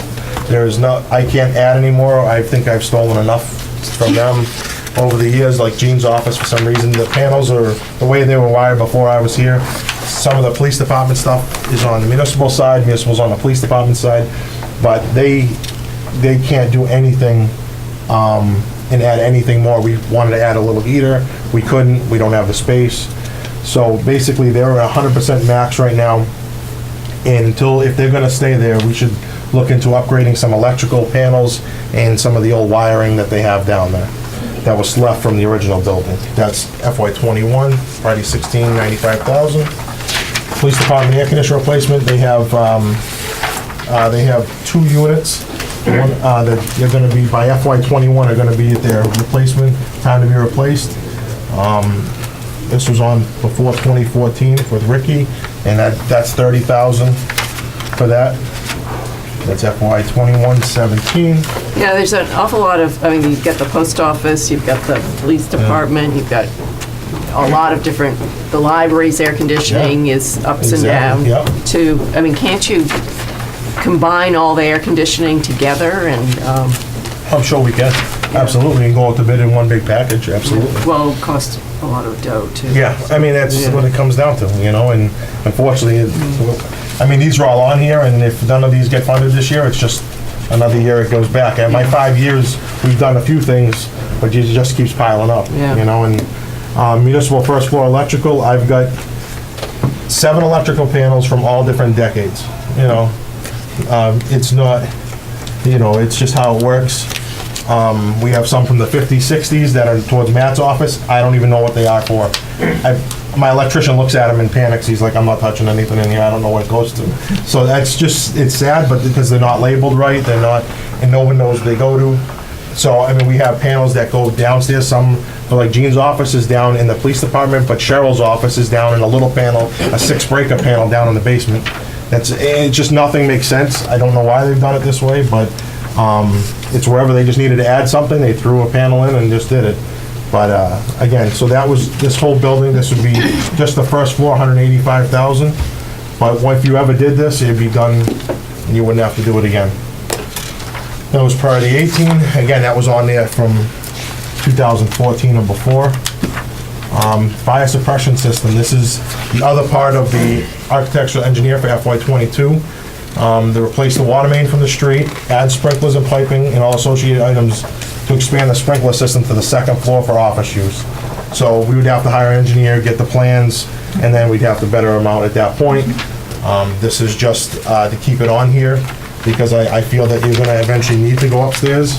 It's getting, tighter down here every year. That was 250,000.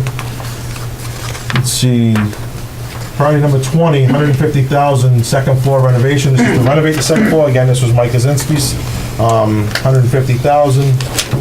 Second floor is open, so we want to utilize it. This would be the money to finish the floors, add the IT stuff that they need to do, and run whatever else they would need to move upstairs. Parking lot paving here is 21, 165,000. We'd have to add a little bit of drainage near the police department over where the impound lot is. It always floods. I'd like to add a catch basin and pipe that out before they paved anything. Chapter 90 funds couldn't be used for that? No, not for the parking lot. So this would be like the impound lot and the rest of this. I would suggest removing the island out in the middle here. It was great when the kids were there. I know why it was there, but there's no reason for it.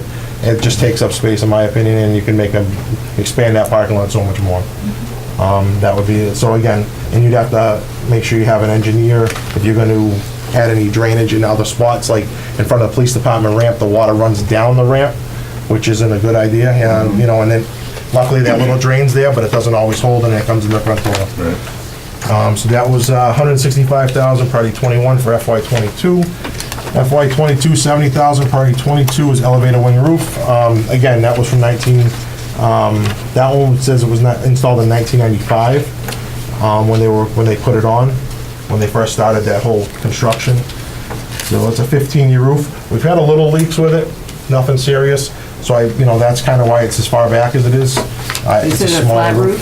Yes, rubber, flat. But at least there's no old roof like the main roof here. It has a tar and gravel roof. This one, at least it was put on. It's just one roof. We can remove it, and it's a smaller roof. So far, so good. That would be like $70,000.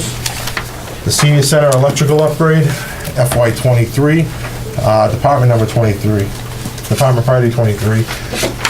She has issues with the post office. The senior center electrical system.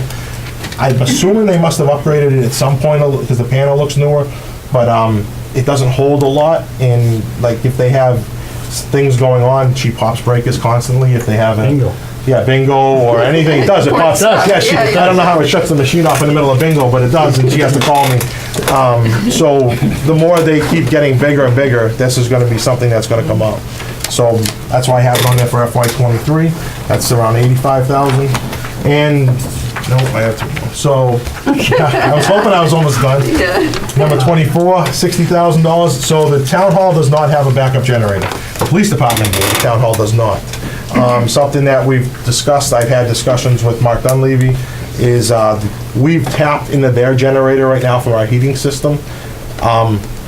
So some of our stuff will work on your generator, but we have maxed out your generator now. Maxed out, yeah. We have now maxed out your generator, so either we would get a joint one if you're still here by the time this comes up, and have a bigger one to run some of the important things like the IT server and some of the offices. I mean, if we have a disaster where we need to still run town hall, we can't at this point. We can run the heat, and that's all. So this would be something that we could look into for either a joint police department municipal generator and get a bigger one, or we could just do a separate one. So I have that on there for FY23, it's $60,000. Have you ever thought of Harbor Freight for a source for generators? I won't run anything that's that big. No, I know. You know? You might want to look into if you're going to run the IP stuff, Yeah, it's very sensitive on the waves on most commercial generators. yeah. You look for an inverter style instead of the other. Yeah, they would. Definitely look at that before you go Exactly. looking up the computer stuff, because Yeah. that can get expensive. Yeah. No, and we had that discussion recently, actually, Mark Dunleavy's been talking about it because you guys, the police department couldn't pull up forms during the last storm and the power went out and they couldn't, and they were asking me what the plug is. Well, in order to know what the plug is, I'd have to unplug it, and I can't unplug it. Right, yeah. Scott's gonna kill me if I unplug it at this moment. Yep. So, and the last one would be a maintenance truck in FY '23. The maintenance truck we bought was for $5,500. I only have $5,000 on here. Was purchased in 2017. It's got 144,000 miles on it. I mean, we bought it used. It's a fine truck, but eventually you're gonna have a full-time maintenance guy here, and he's gonna put a lot more miles than what I do. A lot of times I jump in John's truck, the highway trucks, I'm doing something else and I'm down here with it. But when you have someone who's gonna permanently have this position, then you're definitely gonna need a maintenance truck by FY '23. And that's it. That was fast enough for you. That's it. Said I could do it fast. I didn't get it done in time for him, though. I tried. I don't think you took a breath. I try not to. Then you can't ask questions if I take a breath.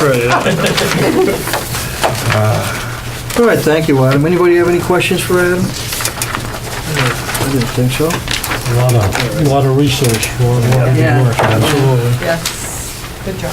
All right, and finally on the docket is water sewer, so we can have Bob Sullivan come to the table. Good afternoon. Good afternoon, Bob. Bob? Good. You? All right.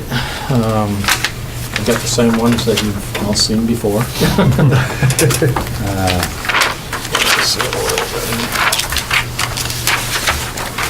So, like the last round, my highest priority is still the Gilboa Street, running a 12-inch water line down there. Currently has a 6-inch between the Gilboa North Street intersection down to the mill parking lot. And from the mill parking lot, it goes to a 12-inch up to the Shell station.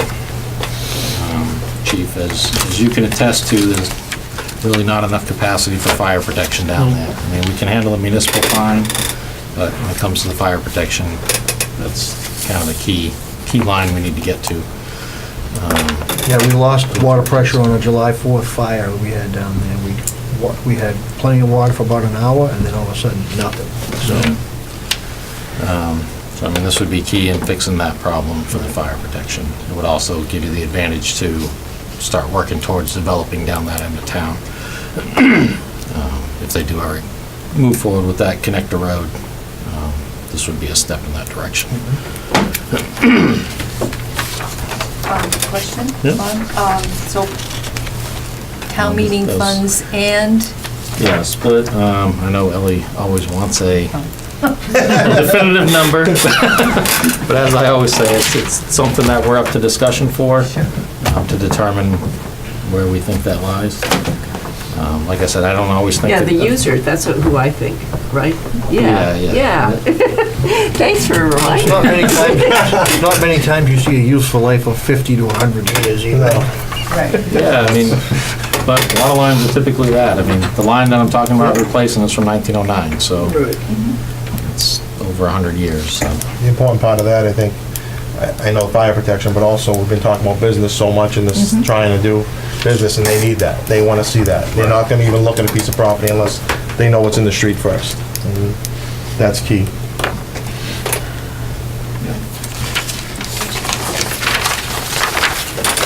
The second one would be replacing the main from Main Street, where we already did the 16-inch main going down Main Street.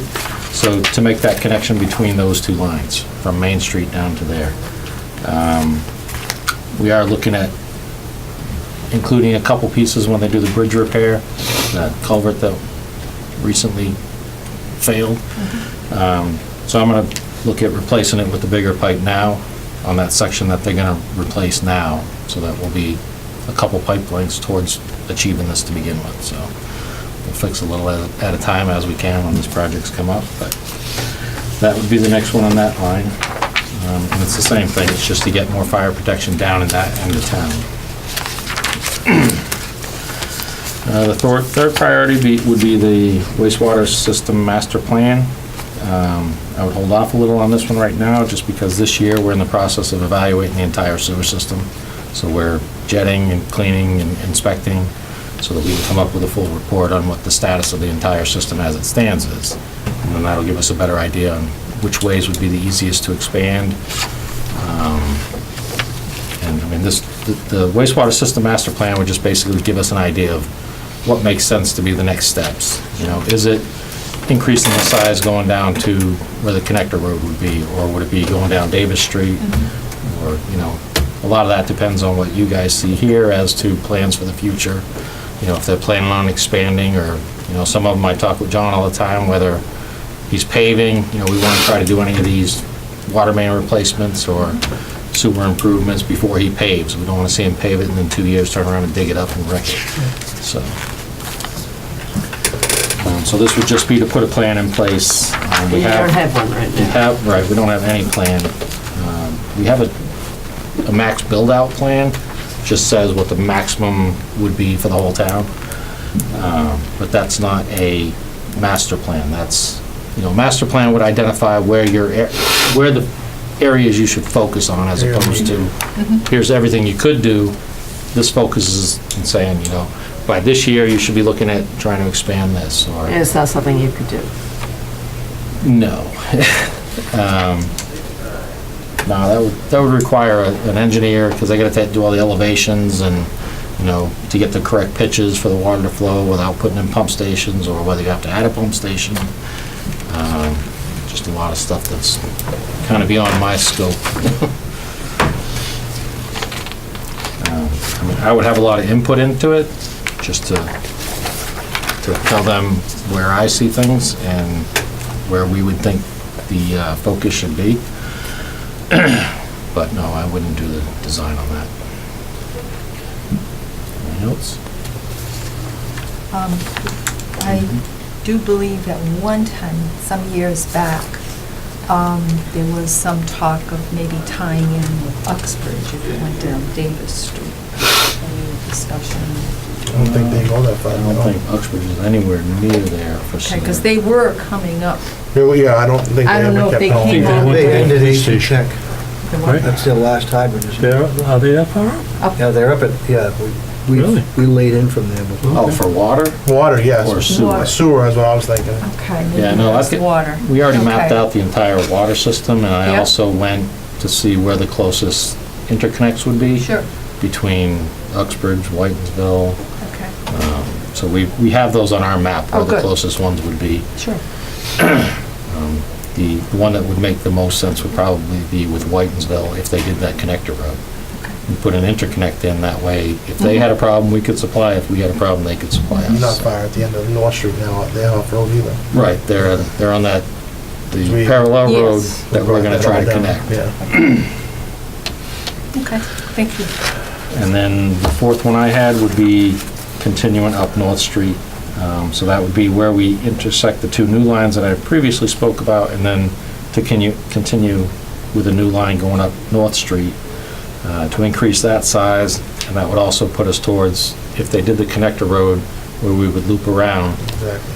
and loop all of that. And then we have a section of land that the contractor up at the end of North Street, which is North Village, they donated a section of land that we would put a storage tank, if we ever needed that extra capacity to put a storage tank there to provide more fire protection and water for industry down there. what size main is that going up there? 8-inch right now. Up Because- North Street? Yeah. I know when ISO came around in 2004, I went around with the P2 gauge up on Pond Street and stuff. It was Low, a joke. yeah. Yeah, you don't have a lot of pressure up there. So that's all I have. I'm not quite as long-winded as Adam. Trying. Didn't go as fast, did it? Come on. Your cost estimate's inclusive of curb-to-curb paving, or is it just... Yes. Yeah, that's full, doing everything on those, I guess. All right, anybody have any other questions for Bob? All right. Thank you, Bob. Thank you, guys. And Adam made you wait all that time. I know. So, All right, that brings us to old business. I'm wondering if we could maybe invite Matt back to the table. And, They're gonna leave in 10 minutes. okay, we won't waste a lot of time, but I don't know if anybody has any questions for Matt about the process. I know the question that always comes up is what's available for free cash so that we know what we're dealing with and how to rank things when we get there. That's gonna depend a lot. Okay? No, I hear you.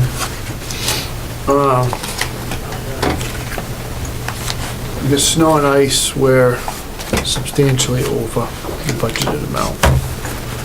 There's a desire to repay the stabilization account, those items that are past due, for rebuilding that account. So the number was healthy this year in terms of certified free cash, but there's a lot of demands on it. We bandy around the idea of, perhaps right around 450. We have $18,825,000 worth of capital requested now without the schools.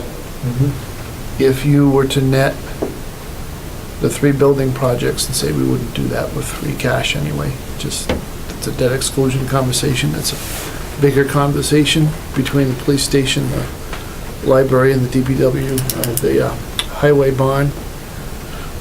That gets you somewhere around 7 million of that 18 million. Can you swing 7 million in 10 years if you do 700,000 a year? That's sort of the pie in the sky ideal. With some thoughtfulness put towards phasing of projects. So for structural integrity and for other interests, you do roofs first, and then you do windows, and then you look at your mechanicals. You kind of phase it in that way. There are savings to be realized. There is a report, and I'll make a copy of this and distribute it to you. This is an October 2017 energy reduction plan. So there are elements of this plan, and a lot of this was done by Grid and by their consultants as part of our Green Communities initiative. There are projects that are eligible for Green Communities funding. Unfortunately, they come on the mechanicals and weatherization piece and not on the roof piece. But the thought would be, now that we're fully qualified for future rounds, and these are already spec'd out and understood, how much could we reasonably hope? Those future rounds are competitive, so we have to make out a case. There are a couple of places we could probably make a very good case. This building probably is one of them. This is just an incredible mishmash of old units and passive duct systems, so we basically heat the outside right now. Just a very inefficient building, but structurally this is a great building, so you want to maximize its potential. So that's just generally where we are. So we're thinking roughly 450 this year.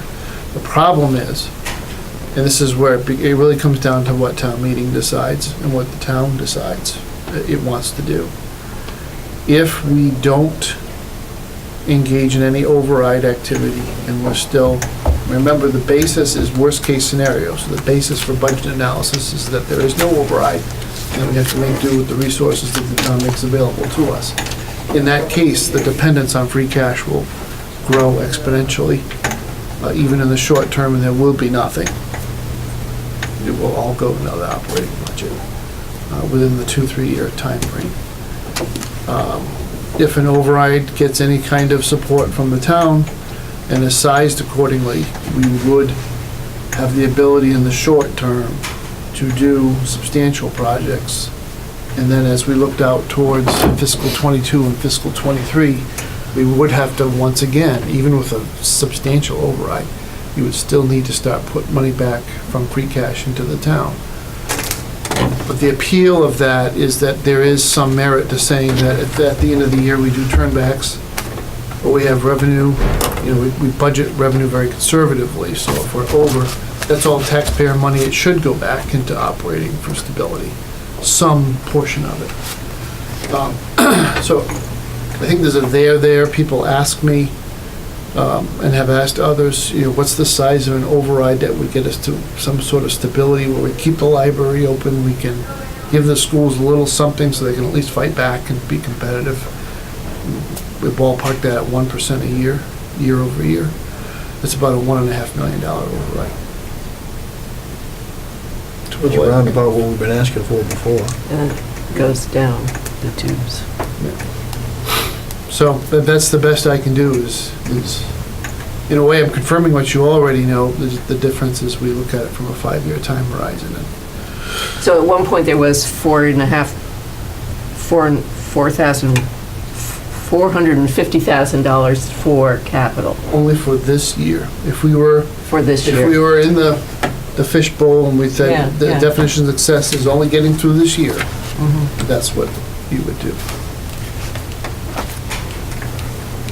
That's what you'd be able to do theoretically. Now, would you do it? Would it be prudent to spend $450 on capital if you knew next year you're going to be very short? Maybe not. Maybe the smartest thing for the town to do is to use that leftover free cash as the basis of next year's free cash. So you'd have something. So it doesn't ever expire? I mean, the free cash? Well, don't you have to do something with it by July 1st? The accountants do that, right? They'll tell you, yeah, you're going to zero out that account. Yeah. You are, but you have other flexibility for carrying it to the next. Through like, something like the stabilization fund. Yeah. Do you think there's really enough time to actually even get anyone behind an override? You're talking to an old political campaigner. True. If I have a special election, I got 2 weeks to pull it off, I pull it off. It's more expensive. But that's outside of the realm of things I should comment on now as No, I an get it, appointed I get it. person. But where there's a That's will, gotta there's go a by the way. selectmen and whatnot. And what people who are active in the town, their most powerful weapon is their Rolodex and who they know and who they've had contact with in the past. And if I had to build a voter ID list and turn out bingo system, I can do it in a couple of days. People with the ability can do it in a couple of days. But you can't wait till the very, very last minute because you do have to do some outreach and know that you're not turning out people who are going to vote against what you're asking them to go to the polls for. There's a little bit of homework. So, question, because it's too late for any group to get a petition out there to get an override on the warrant, are the selectmen looking at putting on an override? Today's Monday. I think you should tune in tomorrow night and better yet, be physically present. I have reason to believe that a contingent budget is a worthwhile conversation that may occur. I know it's going to be brought up. How the board will vote, I should never expect. But are they voting tomorrow night to finalize it, or is it the following Tuesday? From conversation, I think the sense is that they should do that tomorrow. Give everybody. Well, a what's the sense of- deadline, the dates? Yeah, we're trying to close the warrant quickly so that. I know, but they wait till the last minute every single year, Yeah. so it's just. I don't know that we have a whole lot. Maybe one more meeting after tomorrow. Yeah, I think, well. He said, well, they told us the 27th we had to be done. Gene told us for capital, we had to be done and wrapped up by then. So, I mean, I'm assuming they have the same And deadline. FinCom is running hard too. They rescheduled meetings. They're meeting the 26th and the 27th, so. And when is the The end of March really is Yeah. pre-Easter Yeah, is what. When is the public hearing? They will have to, they close the warrant first or the, Yeah, no. no. Yeah, I think so. Wait a minute. Yeah, I think so. Well, I don't know. But Because they meet FinCom the- has to have a public hearing Yeah. on their recommendation. I think we're So, looking to close it the first week in April if that's I possible. think that's too late. I think it has to be closed at the end of the month. By the 30th. So then their last date right now on the calendar is March 27th. Yeah, that's right, because that's what Gene told us we had to be done, so we, Is that Tuesday or Wednesday? That's It's a Tuesday. So I know that they sort of offset one or 2 weeks so that finance could meet. So we're meeting Wednesday, and then when are we meeting again? Never? Did we have another? We absolutely should meet Wednesday. Yeah. to do the Yeah, yeah, scoring, yeah, and then yeah. you should meet again to do that one thing that we talked about, which is, does the Review scoring and- method make yeah. sense? So that would begin, beginning of next week? I'll leave that to the junior. So we'll be scoring Wednesday. This Wednesday, after the Yes. school? Yeah. Yeah. Who do we have left? Do we have to post that agenda? Yeah, we actually should have posted it Already. already. I'll check. Because I know we have the schools. The library has to The go. library? Well, the library somehow got knocked off the list, but No, it's the same we're waiting for thing. you to definitely be here. Yeah, we, Oh, okay. So we We do wanted- the schools in the So I same can day. ask the library nasty questions? Yes, you can. Drill right down. everything got pushed off, even the one you were gone, I know. Yeah, nothing, so, so. but All right, is there any other old business? So I did ask for a review of the previous year projects, which Matt did online, but I didn't make a copy. I didn't either. So, Now, was Did the we water have any tank, the Church Street discussion? water tank on there? Did we vote on that? last year we did. Saying yes?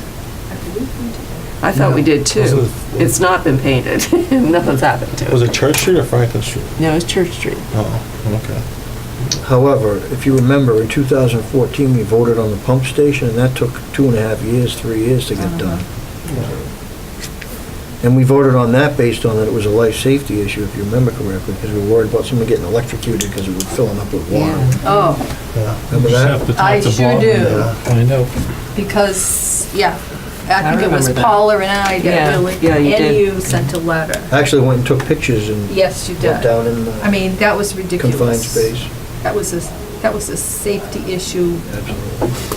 It's Well, it's waiting to done. happen. there was no tank painting on, it wasn't on the warrant anyway. I don't remember it being on there, the tank paint. No, it should have been last year. It should have We- been last year. we I voted- I thought mean, the year capital before. So that's your should be done by now. town Yeah. meeting Or- in 2016? It was voted? No, I think it No. was It was 2017. 2017. I It's last year. It wasn't on the warrant. It wasn't. No, I used the warrant to write that memo, Yeah, okay. item for item. I thought Might have been the year sure before, I then thought maybe. sure that was one of the, Or did you do it in the fall of 16? No, we didn't do it in the fall. no. 'Cause that was No, the because they priority. don't do anything in the fall. I wouldn't think That's so. for this year. Seems to all run together after a while. I'll check on it, sure. Um, Were there any questions about the other updates when you read it? Off the top of my head, no. I thought it was pretty comprehensive. But I thought everybody should make sure they're aware of where we are. I can always Yeah, is run it off a copy in one when I page? get home. Yeah. Good. I believe it was. So we are having a meeting at 1 on the 21st. I think it's 2, really. Uh-oh. But the header takes up half the. Yeah, Yeah, you're crazy. Ruined it all. Ruined it all. all right, so And should we set a meeting for the 28th? that's what I'm looking at. It's easy. Yeah. It wouldn't be a long meeting, I wouldn't think. Right. Just to review. Well, that way, if you, when we vote on everything this Wednesday, then you'll have ideas of, oh, I want to change, I Right. don't like the way this is, and you make a little side note, and then a week after we come back, just discuss the chart, and if we I want have to to change. leave by 2 on Wednesday. Are we gonna have a quorum? Do we know? I'm This gonna way- make sure it's posted.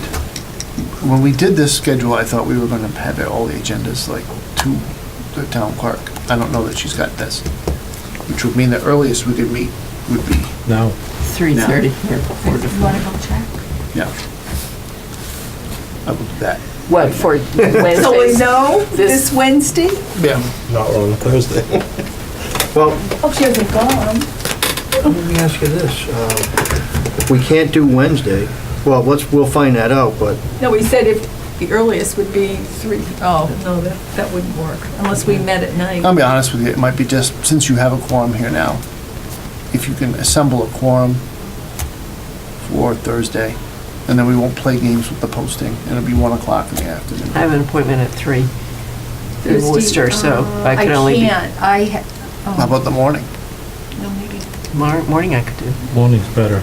It's fine. Plus, I think Wednesday, we're gonna be working that storm from the phone blowing up now, so.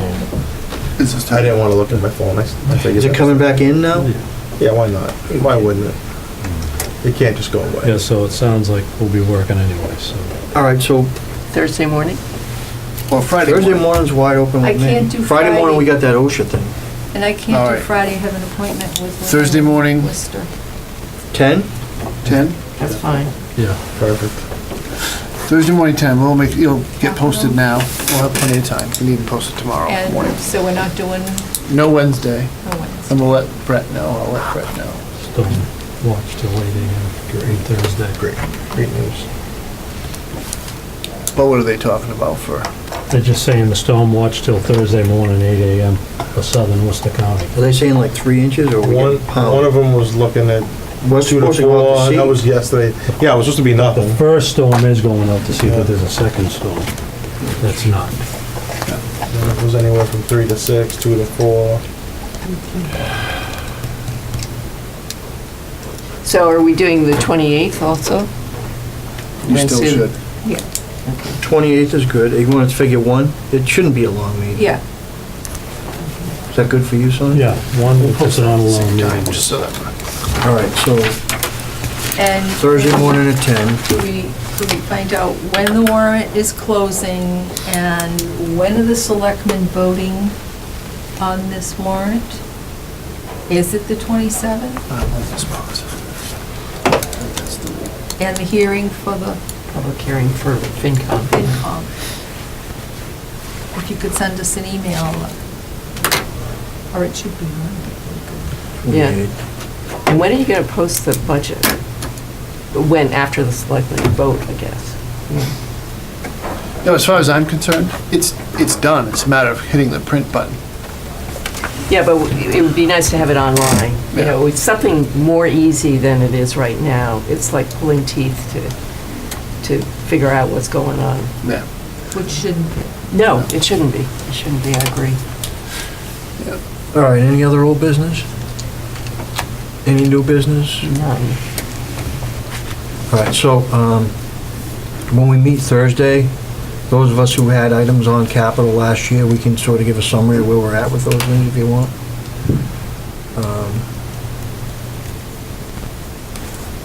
I guess that's it. So we're Thursday the 22nd at 10 a.m. and next Wednesday at 1 o'clock, which is the 28th, to do our little meeting on the scoring. All right. Motion to adjourn. So moved. Second. Second. Sorry, John. Any discussion? I didn't think so. All in favor? Aye. Aye.